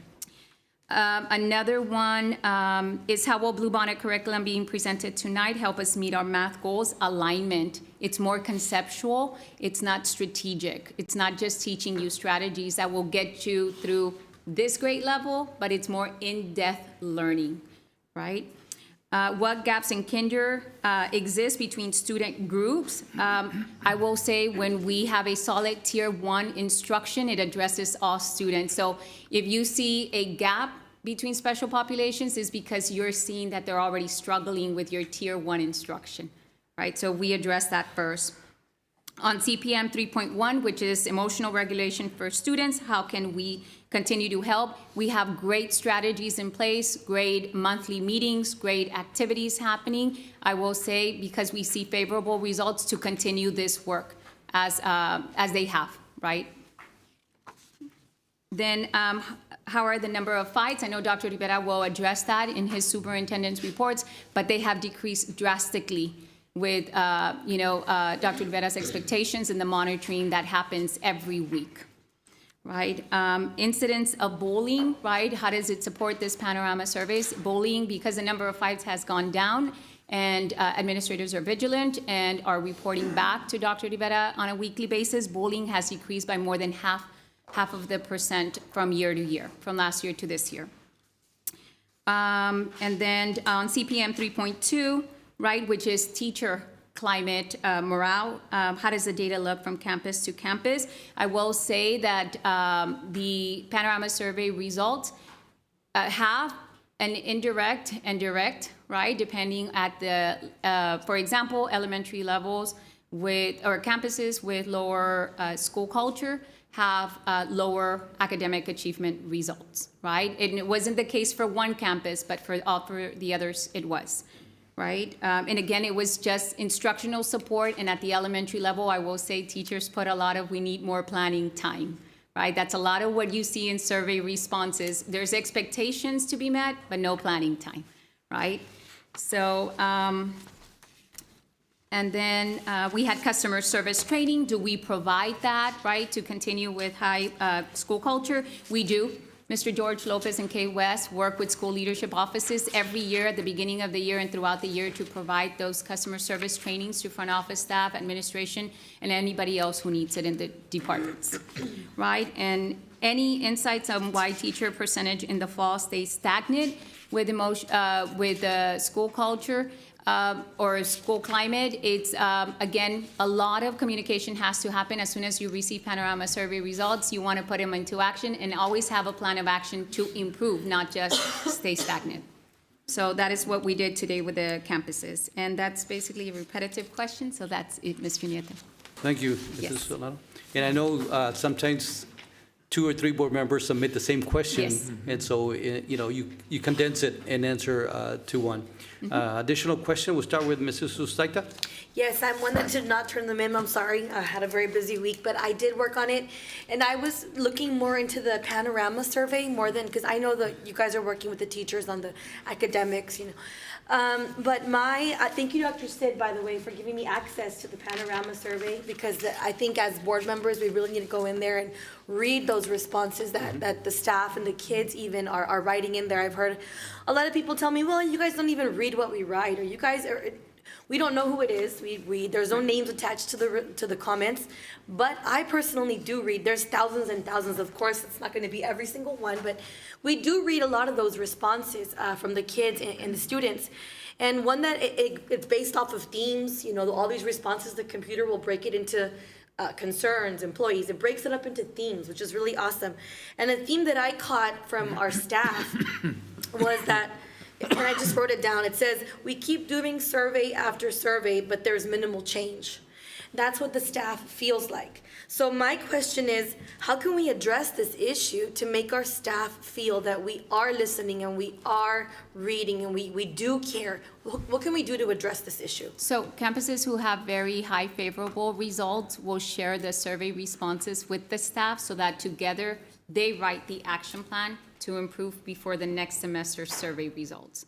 And that we have noticed. And they do share throughout monthly meetings what they do at each campus. And that's what my recommendation would be. Take those results back to as a faculty meeting, and then as a principal and administrative staff, discuss them with the staff that responded to those questions, and that way it's implemented right away. Don't wait until the end of the semester. But see, I'm sorry, go ahead. Because almost every school principal has monthly faculty meetings. So that's a time that, you get the survey, okay, what was the concerns, bring them up. So go ahead, Jackie. And I do understand that point, sir, but I also have teachers telling me, I don't want to be targeted. I don't want my principal to think I'm complaining, because that's not what I want. So I don't know if that's a good answer to the teachers or the staff who wrote that, because they're going to be, confronted saying, hey, what do we do to fix this? And again, I, as a former principal, I will never say it was a complaint. It's a concern, so we can correct it, so we can have better morale, better results, and so forth. So I understand your point. Yes, and as a teacher, I would feel like, uh-oh, I'm in trouble because now my principals, there's different points of view here. But yeah, it's about communication. Correct. And that's one of the themes also. They want better communication. So that was, thank you for answering that question. Good point. My other question is, and I was looking at the percent of surveys that were completed, and I just want to give a shout out to, these schools got 100% completed surveys from the staff, and that was RICO, the Career and College Development Center, Central, Kleckler, Hidalgo Boot Camp, Gonzales Elementary, and Sam Houston. And then 100% of the kids that responded on their survey were Airport, Ibarra, and Northbridge. So thank you guys for working on that. It means a lot because it really does. We look into that. But looking at this and looking at those percentages, and I'm just going to come over to our website real quick, because our board vision that we have for our district, it's Weslaco ISD envisions a community of learners, and I'm going to skip to the end, and with a commitment to personal and communal growth. And I'm sure we've all heard this a lot, that children don't learn until they know how much you care, right? You have to have those positive relationships with those kids. And looking at this percentage of these completed surveys, I noticed that the schools who had a higher completion rate, and you mentioned this earlier, also had a higher percentage of the staff and the kids reporting higher morale, higher staff culture, student culture. So given what we know about this possible relationship between these two variables, how are we going to speed up the progress to emphasize to our staff and our students that we're listening, district leadership is listening? What can we do to better this area? So, fidelity of implementation of PLCs. This is where you build trust, right, and teamwork, that relationship between the leaders and the teachers, right? So this is the greatest opportunity we have seen and we see, right, at those campuses too, where the trust, the relationship between the leader and the teachers, obviously it shows it in the survey too. And I did notice a lot of the kids said really positive things about their teachers. A lot of those positives, there was a lot of positive comments. My teachers care about me. My teachers, are there to help me learn. And I hear a lot of great things about those SEL events that Dr. Sid has been doing. I know my kids went to high school and they said, we need more of those, Mom. Those are really good. They help the teachers and the kids feel happier. So it's just something that we look forward to seeing more often. I think that's really working and helping. But yeah, those are my questions, so thank you very much. Thank you. Thank you, Ms. Usaita. Good questions. Dr. Jaime? We've talked a lot about the PLCs. Is that determined at the campus level in regards to the scheduling of the PLCs? Yes, so elementaries have for sure 1 day a week, Dr. Rodriguez. Some have them on Wednesdays, some have them on Fridays, depending on how your attendance is, right, and your support personnel. But yes, it is basically kind of like a mandatory. It's a non-negotiable, but you decide which day works best for you at your campus. Okay. That's all I have. Thank you. Yes, thank you. Coach Guerra? I know you submitted a couple of them already, but if you have any. And everything was addressed, and then there was some other information in there about what's working, what's not working, and but I don't have a question. It's just encouragement. Because, when you're up in the stands, and I'm going back to my coaching thing, everyone's an expert after the fact, So I'll tell everybody, tell me what the winning numbers are going to be on the lottery on Wednesday, and you can call any play you want. So I just want to encourage y'all to keep doing what you're doing. We're not going to push a panic button because we're a little behind. We know where we need to go. Stay focused on what you need to do. And something that has always stayed in my mind when I was coaching, we came in after practice, and one of the comments somebody said, I've already thrown that ball 1,000 times, and that kid still can't catch the ball. And coach looked at him and says, well, throw it 1,001. Don't give up on what you're doing. Stay focused, and not everybody learns the same way. So just keep working on what you're doing, learn what you're working with, who you're working with, and you know what we're looking at as far as goals. You're in the arena. We're going to support you so that you can get the job done. Ms. Solano, that everything we're looking at, let's look at the positives. Stay focused on the positives, and never give up, never give up, never give up in that order. And we appreciate what you're doing out there. So thank you very much. Thank you, Coach Grant. And Coach. You were going to say No, something? thank Oh, you. okay. Thank you. Coach Serna? Yes, you mentioned something about that, well, the Blue Bonnet mathematics curriculum that's up for approval tonight. You mentioned alignment. Can you elaborate a little bit more on that?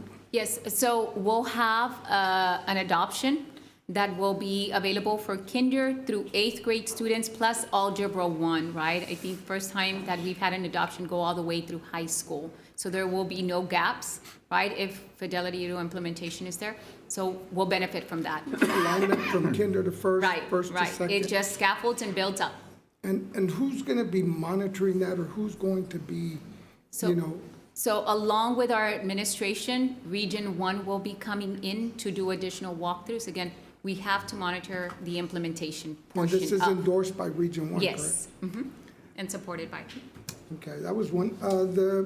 On the kindergarten, I know we have is there any correlation to class loads there with those little ones? To which one? On the needs improvement on some of the schools? Class loads, I'm sorry. Oh, the class size, kindergarten. okay, got it, Yeah, class this is all size. Blue Bonnet. So, no, when we looked at class size ratio, because I know that was brought up, there is no correlation.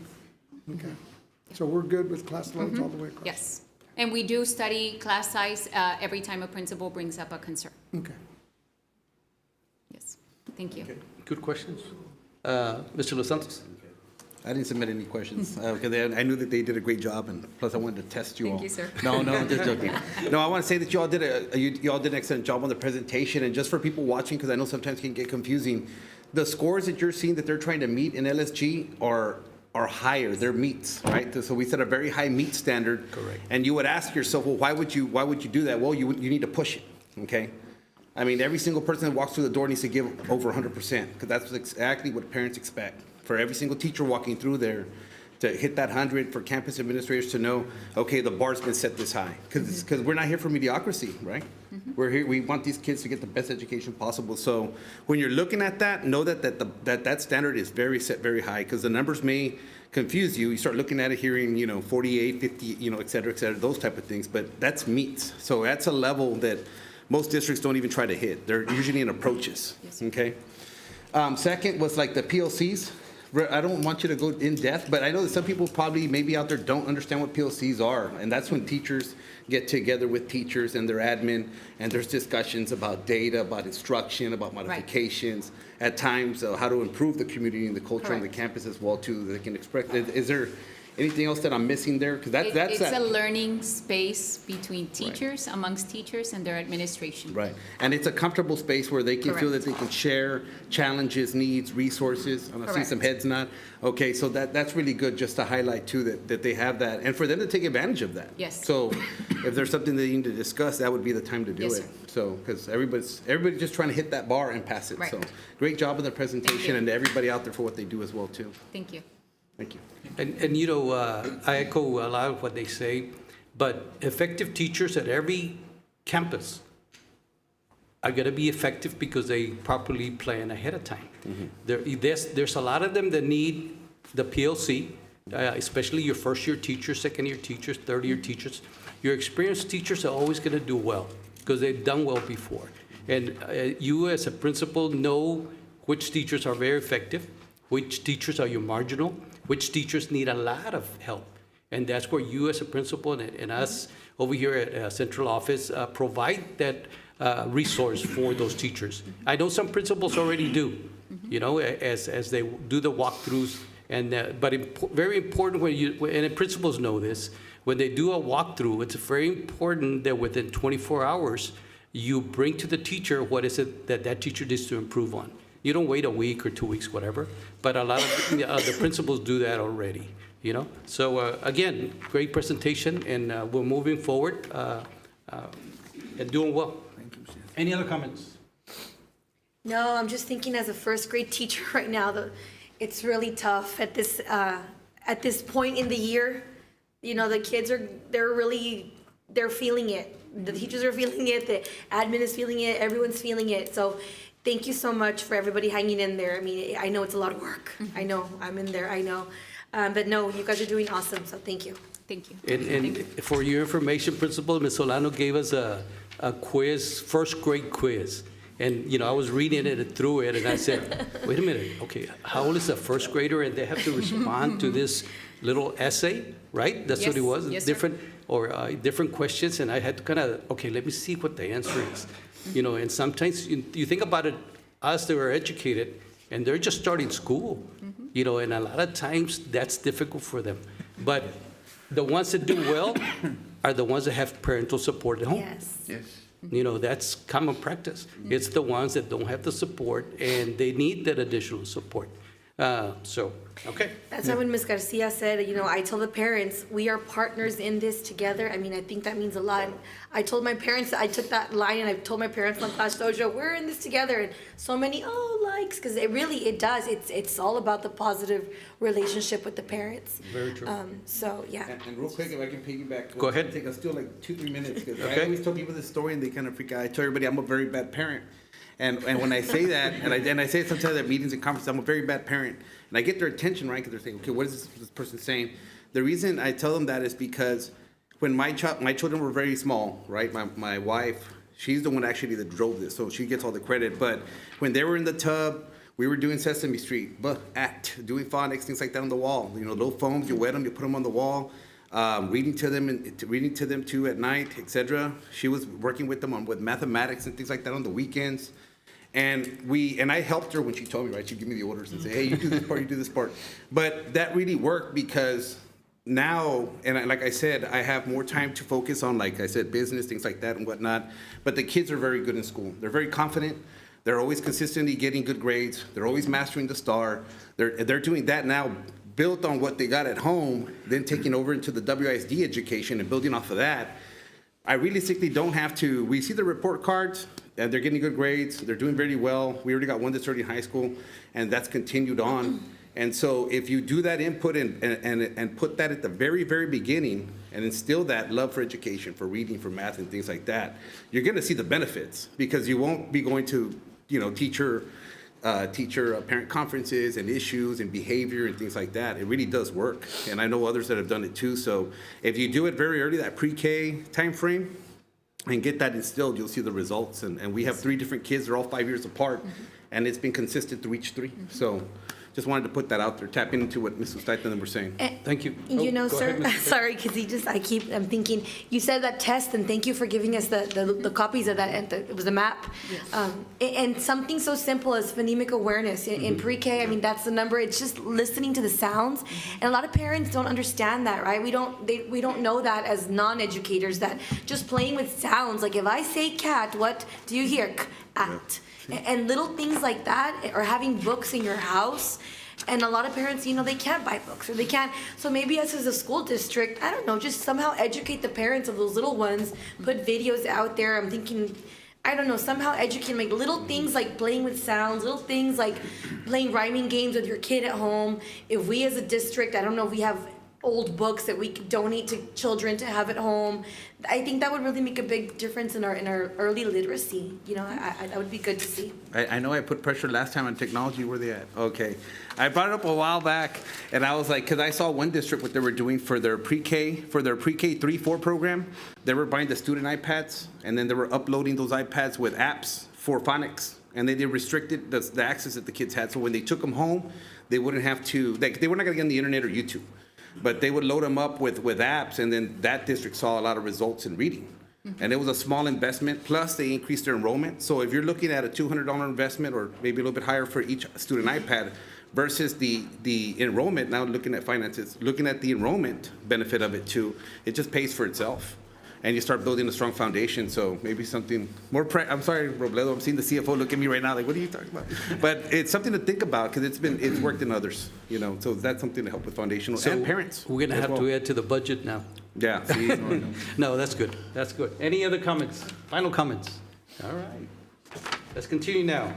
8A2, discussions, possible action for the Board of Trustees to consider approval of the Lone Star Governance Board monthly report for April 2025. Recommend approval?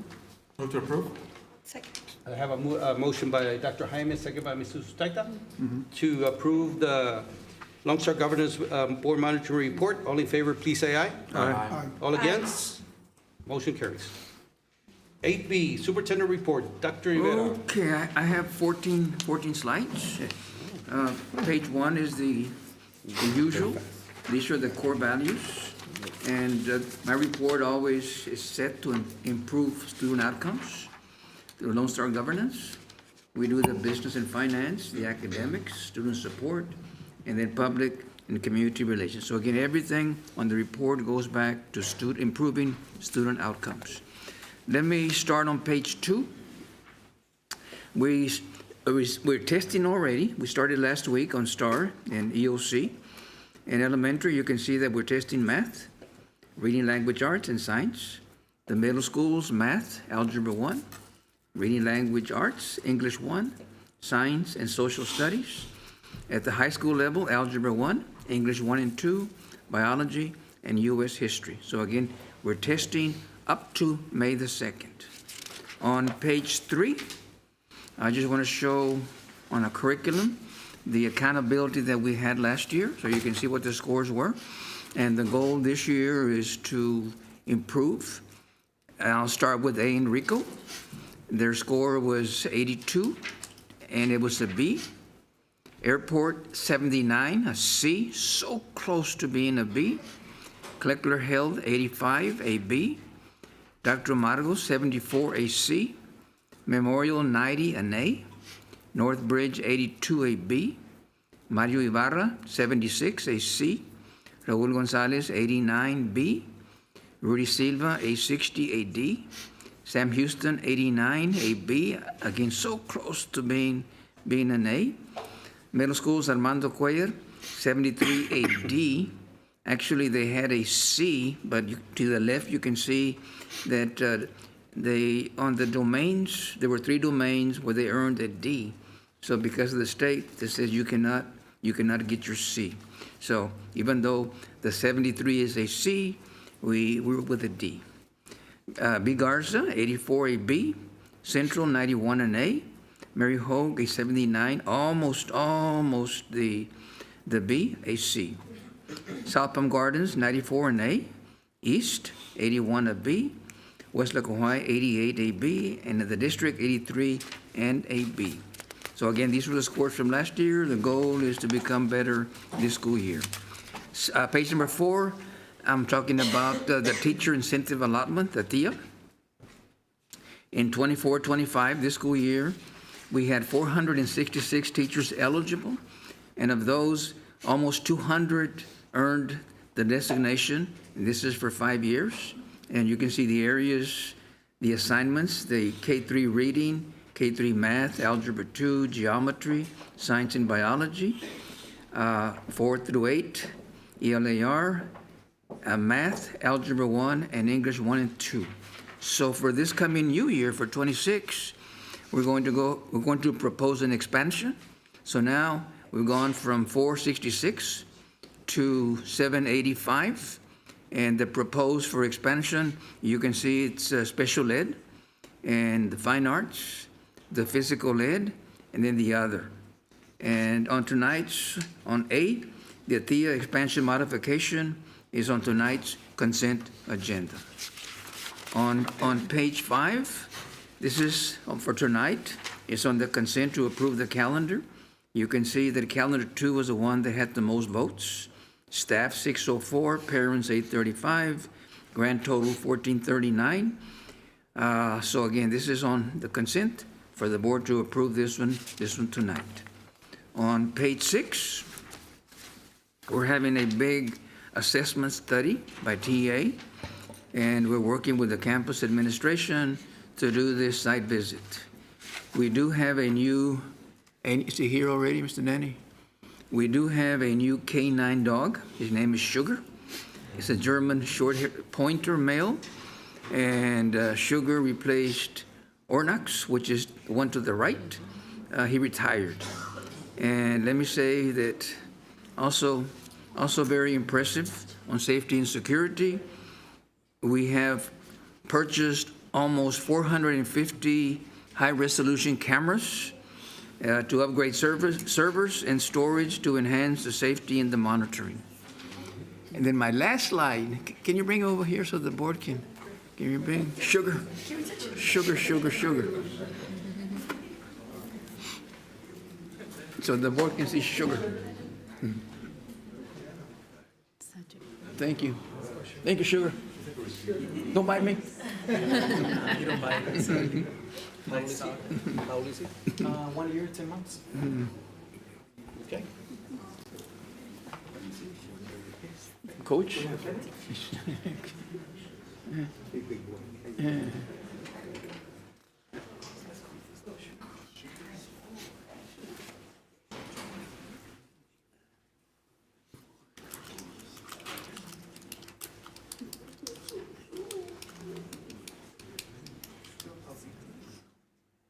Thank you, Mr. Reyna, thank you.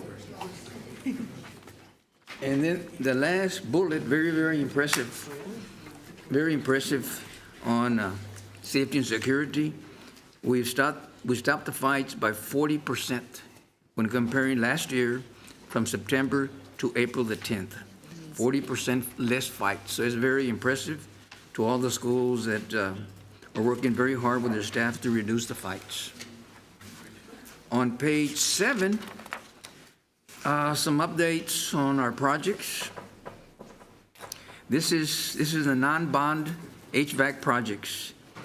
At Memorial, Trinity is the engineer, and the board approved them on July 2023. And if you remember, there was some history on that. We had to rescind and rebid, and so the contractor is now Carrier, and the initial completion was September 2025. We're below, or we have delays, so we are meeting with them this week to make sure Trinity, to get us back on target, and it's going to be a good meeting with them, eyeball to eyeball, to see what the delay is. On North Bridge, you remember it was also the rescind, rebid. So Carrier was the one that was approved in February 25, and the initial one is a year on December 2025. So that one appears to be hopefully on target. On page 8, these are the bond HVAC projects. Weslaco High and B. Garza. Again, the engineer the board hired was Trinity, and they were hired in March 2024. So we're also behind on this one. We don't have the CSP either. So again, we're meeting with them to see what the delay is, and then whatever we have as far as ramifications. On Cuellar, now these are bond projects. On Cuellar, the engineer is E3, and the board approved them in March 28th. Carrier is the contractor, approved this January. They're on schedule, so we should have this ready by November of 25. The HVAC controls district-wide, again, it's E3. And the contractor is Automated Logic Corporation. The date is March in a year, March 26. Weslaco East, Mary Hogan Central. The engineer is DBR. The board approved this in March of 2025. The CSP is pending, so we expect completion by this August 2025, and it's on schedule. On page 9, this is the update on the bond roofing projects. These are all bonds.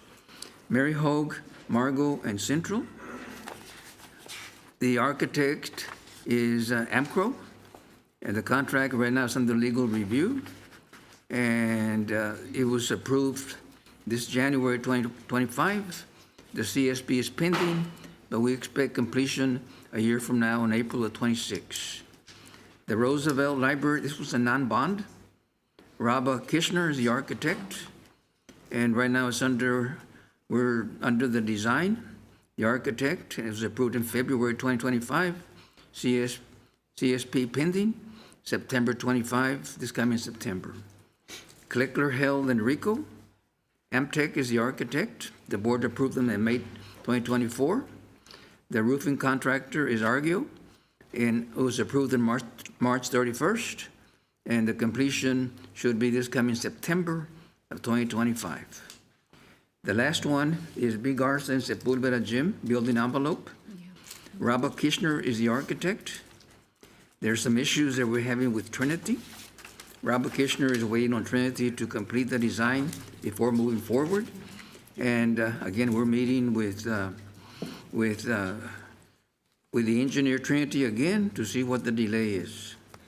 And again, we've got the meetings pending. Mhm.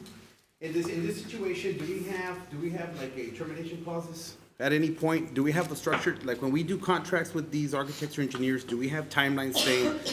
Because sometimes you gotta control the phase, right? Because you're seeing delays, okay? One, that naturally suppresses bids, okay? And it also costs taxpayers money, because the longer that you wait, you're talking about a whole year delay in construction, you're talking about a massive, you're talking about an increase in price, because everything goes up every single year. Okay, it never goes backwards, it only goes up. That's just the way construction works unless you have some massive, decline. So if you're having these individuals take this long and you're seeing a consistent pattern of delays, okay? Is there clauses like that in our contracts with them saying, hey? The answer is yes, and we'll meet with the attorney Just so you to can get the ball verify all of rolling. this, because we are having trouble with them. And that does cost taxpayer dollars, and like I said, and then it reduces the amount of people that are And he's coming bidding. to our meeting this week, Mr. Eloy, so we can discuss this. Yes, the answer is yes. Okay. On page, on page 10, this is status on bond projects and non-bond projects. The non-bond are from fund balance, and you can see that we're coming to the board from May to August on these 18 projects. We got the ag farm, the demolition of the old gym at Central, the band practice turf, the Weslaco East High School track resurfacing, the aquatic center lights. Number 6, the restroom improvements at Margot and Big Garza. 7 is the fire alarm system. 8, canopy for the activity buses. Number 9 is the demolition of the Weslaco High swimming pool facility in the storage building. 10 is the middle school track, where there were some issues with it with the dirt, so we're gonna bring this back soon. And then 11, the tennis courts resurfacing, and 12, Weslaco High, Weslaco East baseball and softball field scoreboard structure. 13, the change order on the arm fencing Panther Drive. 14, the stadium turf at Panther Wildcat Field. This is a non-bond. And 15, closing out the window film grant. Vestibules at B. Garza Middle School and Weslaco East. And then we talked about the 17, the flat work for the baseball and softball fields, a non-bond. And then the central office roofing, non-bond. Okay, so these projects are coming to you between May, June, July, and August. On page 11, this is the business and finance. We now have 4 activity buses. Buses 3 and 4 are pictured below, and we're waiting for the last bus. In May, we're doing the bank depository renewal, coming to you in May. On tonight's consent, we have the errors and omissions and cybersecurity. At number 4, at the stadium, we're doing the turf. That's part of tonight's consent agenda. I talked to Coach already, and we want to make sure that right after graduation, they're boots on the ground to have this ready by August. And number 5, the vestibules for Big Garza and Weslaco East is part of the consent tonight. And then vestibules for Memorial, Gonzalez, and Silva, the same group, Warren Group, and they're scheduled to be complete this July. So hopefully in September, we'll have these vestibules at these campuses. On page 12, Mr. Robledo mentioned this a little earlier on his report. You can see the last year and this year, the claims, the RX total. You can see Dr. Cantu has been working very closely on this. You can see that for this year, right now, compared to last year, we're 1,534,720. The funding for this, and we are self-funded. Fully funded will be a lot more expensive. So for this year, we budgeted 21,500,000. So far, we spent, and I'm rounding off, we spent 10 million. and then stop loss, 1.5 million. So the estimated balance, and I'm rounding off, is $10 million. So, but between April and August, we anticipate spending the 10 million. So we should break even, and again, I'll keep you posted every month, but it looks like we're gonna break even what we budgeted, what we funded, and what we're spending. And then we're gonna have our committee, the Employee Benefits, study this, and we're coming back to the board in May for the board to go ahead and take action. But as Mr. Robledo mentioned, to be conservative, we're adding 2 million to the 26 budget, and most of the increase will be by the district, and a little increase for the employees. So again, we're on target. We funded 21 million. We'll probably spend 21 million, and there's no fund balance on this one. On page 13, this is a self-funded workers' comp, and you can see 24 and 25. We have a few more claims this year. We paid 103,000. The funding was about $500,000. The fiscal year so far, including the long-term claims, there's almost 300. So we have a balance here. We should have a balance at the end of the year. This runs through June. So in June, we should have a balance, but we also have another fund balance of 179. So we're in good shape, again, with our self-funded workers' comp. We do have to conduct many safety trainings for the auxiliary staff. And again, fully funded will be a lot more expensive than being self-funded. And my last slide is HR. HR is, we talked about anyone on a permit. We've been talking about this since August. Staff members were told to complete the certification, and they were given 1 year to complete. There's still a few that have not gotten their permits. So for 26, they're going to be recommended to another assignment if they're not fully certified. And tonight's agenda on B, you have all the recommendations for 25, 26 professional contracts. And then B, the letters of assurance will be issued in May for paraprofessionals and auxiliary staff. And the reason for the letters is that they're assured of a job, otherwise they might go out there and seek unemployment. So this is the reason we give them letters. That's my report. There are 14 slides. Any questions from the board on any of these 14 slides? Mr. Los Santos, I'll start with you. Okay. Yes, I want to go back to the slide number 9. So, or let me see. Well, just a discussion, and like I said, I guess I should have used that word. I should have said maybe default clauses, right? Like if there's default clauses built into the contract, we want to work with everyone. But just so people know, you're talking about a year delay. Like you got the contract a year ago. And here we are still waiting for plans, or we're waiting for CSPs and things like that. We have to be stewards of the taxpayer dollar. Right now, it's the best market for construction, right? Because there is none. So that means that you're going to get extremely great rates. You know, we saved on the first 3 rounds of AC contracts, y'all. It was a $16 million project that got bid out for what, around 10.5? Those 3 campuses. That's massive savings. That means that's something else now that we can do somewhere else. And so the thing is here is not speed and doing it wrong, but also have some kind of general timeline. If it takes a year to do plans, I don't know, does it? If not, then okay, where do we start pumping the brakes there and saying, hey, you're really not sitting well with our school district and we need you to speed things up? Because all that delay does, like I said, is just discourage people from bidding, okay, or moving on and suppressing participation. You know, at the end of the day, WISD picks the contractors, not engineers and architects. And Dr. Rivera has a very, very thought out, detailed system, and it's saving millions of dollars, but we need the plans. So that's kind of something that I wanted to take into consideration and just really hone in on that, because the more we save, the more projects we can do, and all that does is benefit staff and students. So that's the only thing I had. Everything else is great information, and you know, thank you for giving those individuals a year to get their certification if they didn't. You know, thanks for presenting on that and putting that information out there for them as well too. So thank you so much. Thank you. And again, Dr. Rivera is meeting with some of those architects this week. Okay. Coach Serna? No. Any comments? No. Coach Correa? Doing a great job, Dr. Rivera. That's the way to hold on to the ball. Thank you. Don't fumble. Dr. Jaime? No, thank you, Dr. Rivera. You know, great information. And, you know, I know it's testing season right now, so, you know, continued luck to all our campuses and students and staff, you know. Keep up the great work. Thank you. Mr. Ustaita? Same as everybody else said. Thank you, doctor, and Thank all you. the staff. Appreciate Thank it. you. Excellent report, and of course, we will move forward. All right, let's go to consent agenda.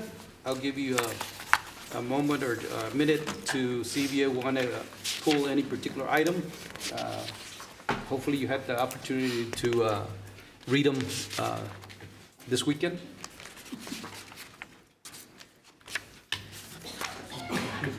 So I'll start on the right today. Mark, any item you'd like to pull out? No, sir. Okay. Coach Senda? No, sir. Coach Cuellar? No. Dr. Jaime? I have none. And Mr. Saita? No. No. And I don't have none. Do I have a motion to approve the consent agenda? Second. So we have a motion by Coach Cuellar and a second by Mr. De Los Santos to approve the consent agenda. Any other questions or concerns before we take it to vote? All in favor, please say aye. Aye. Any against? Motion carries. All right. Let's go on to number 10, discussion items. Update on trainings, conferences, events, and consider future agenda item request by Board of Trustees. Dr. Rivera. Yes, what I'm gonna do, I'm gonna have Yvette send you a calendar, because there are a lot of events coming up, Okay, so you'll get a calendar. so no action on this No one? action. All right. Number 11, discussion and possible action, none, right? None. Okay, so closed meeting. So 12A, personal matters, discussion regarding superintendent's recommendation of contracts for certified personnel, non-certified personnel, and non-contractual personnel. 12A2, discussion regarding resignations, retirements of certified professional, non-certified professional, and non-contractual personnel. 12A3, discussion regarding superintendent's recommendation for the position of principal for Airport Drive Elementary School. 12A4, discussion regarding superintendent's recommendation for the position of principal for North Bridge Elementary School. 12A5, discussion regarding superintendent's recommendation for renewal of probationary term and continuing contracts for teachers and support personnel for the 25-26 school year.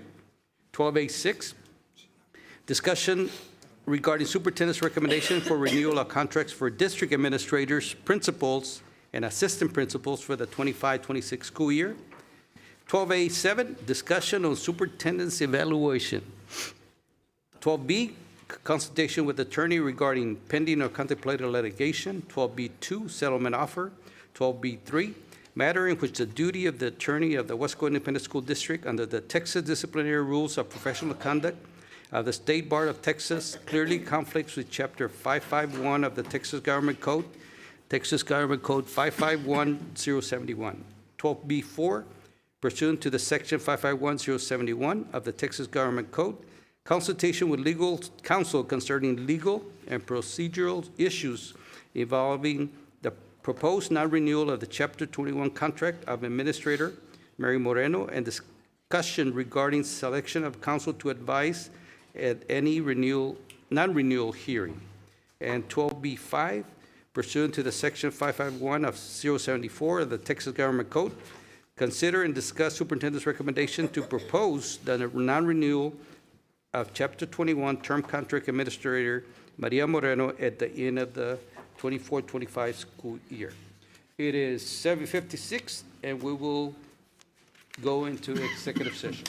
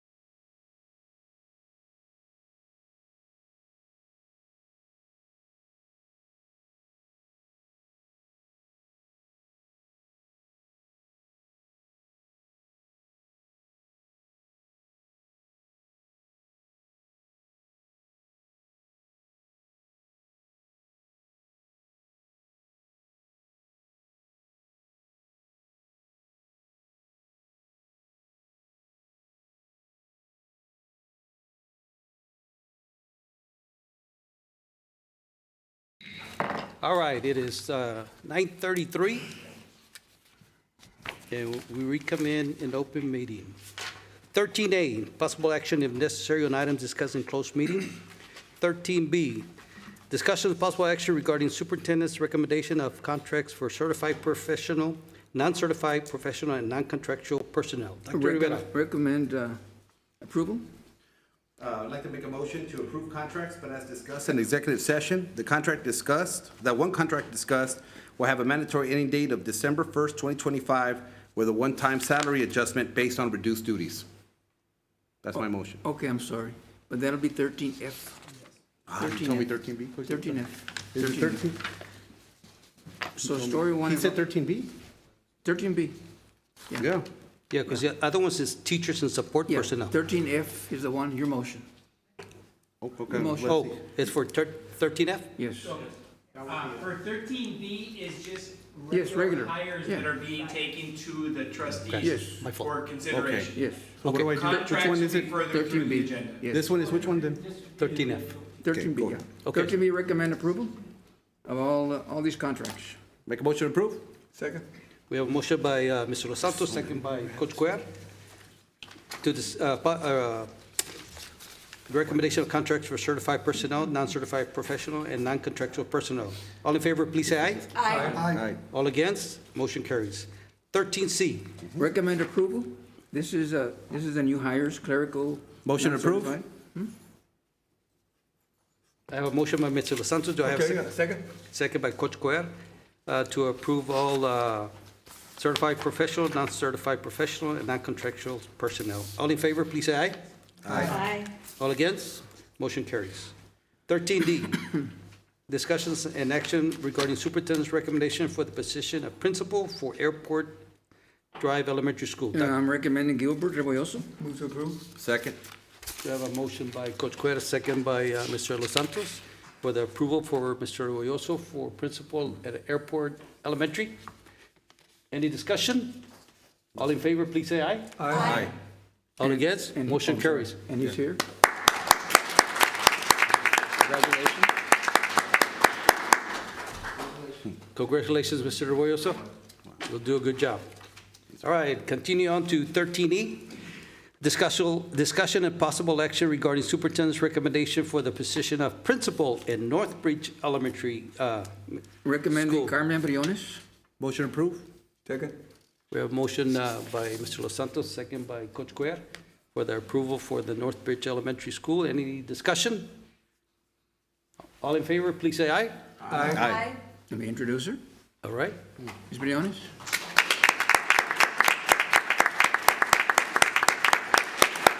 Congratulations, Mrs. Briones, and I know you do a good job. You're welcome. 13F, discussion and possible action regarding superintendent's recommendation for renewal on probationary term and continuing contracts for teachers and support personnel for the 2025-2026 school year. Okay, I'd like to make a motion to approve contracts, but as discussed in executive session, the contract that we discussed will have a mandatory ending date of December 1st, 2025, with a one-time salary adjustment based on reduced duties. I have a motion by Mr. Santos. Do I have a second? Second? So we have a second by Coach Cuellar. Any discussion? All in favor, please say aye. Aye. All opposed? Motion carries.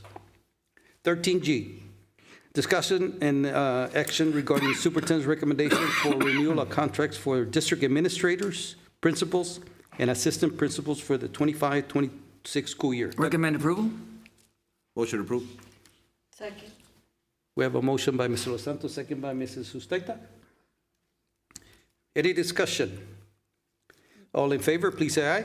Aye. All against? Motion carries. Discussions, possible action on superintendent evaluation. We discussed the evaluation, Dr. Rivera. I will personally meet with you probably tomorrow to go over the evaluation. I think it was an excellent evaluation from each board member. They didn't want to take the opportunity to mention the great job that you do, but you do.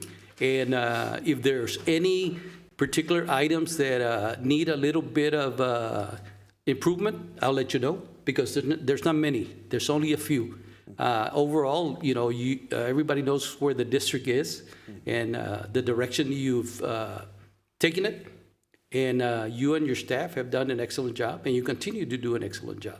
So we will continue to support you. And if there's any minimal items that you have to work on, after 40 years, I don't think there's many, but there's one or two. Oh, yes, all the time. Not perfect. So It's anyway. a team effort. Yes, sir. It's the It's a team team here effort. and the board is a team. Thank you all. So I'll meet with you tomorrow, and we'll go over the evaluation. Okay. All right? Is there anything about extensions or? Actually, you know what, that's something to maybe in the next board meeting or whatever, but remember also that when we do finalize any salary increase for teachers, then we can also, the percentage that we give administrators or the percentage that we give teachers should be equal. Say if it's 3% or 4%. Then we'll agree, okay, Dr. Rivera will get a 4% increase too. I don't think it's the time to say, this is the increase that he's gonna get, let's wait. Of course, we're gonna get the scores and so forth, and they'll be good, so that's when we can do an update on his salary. You agree with that, Dr. Rivera? Yes. Salary? Thank you, I'm good. Okay, all right, let's see. Move on that one? Move to No, approve I on- think- or is that- There's no action on okay. that. You know. It's discussion and possible action, so we don't have any possible action on it? Well, that's the action. Well, we're gonna bring it back and talk about salary increase and What was the action item on it? We can do the action and we approve his We evaluation. approve the evaluation. Right. Move to approve the evaluation? I'll Second. second. Okay, we have a motion by Dr. Jaime, I second that. by Mr. Los Santos to Okay. approve We do it together. to approve the evaluation for Dr. Rivera. And, yes, okay, so any questions? All in favor, please say aye. Aye. All opposed? Motion carries. 13I, discussion, consideration, and possible action on superintendent's recommendation to propose the non-renewal of Chapter 21 term contract of an administrator, Mary Moreno, at the end of the 24-25 school year, and to authorize the superintendent and the board president to provide all required notices. Dr. Rivera, or, It's your recommendation? Okay. I make a motion for the superintendent to meet with legal and the employee as discussed in executive session. I second. we have a motion by Mr. Los Santos and a second by Coach Cuellar. Any discussion? All in favor, please say aye. Aye. All opposed? Motion carries. Adjournment, So move. 9:41, and we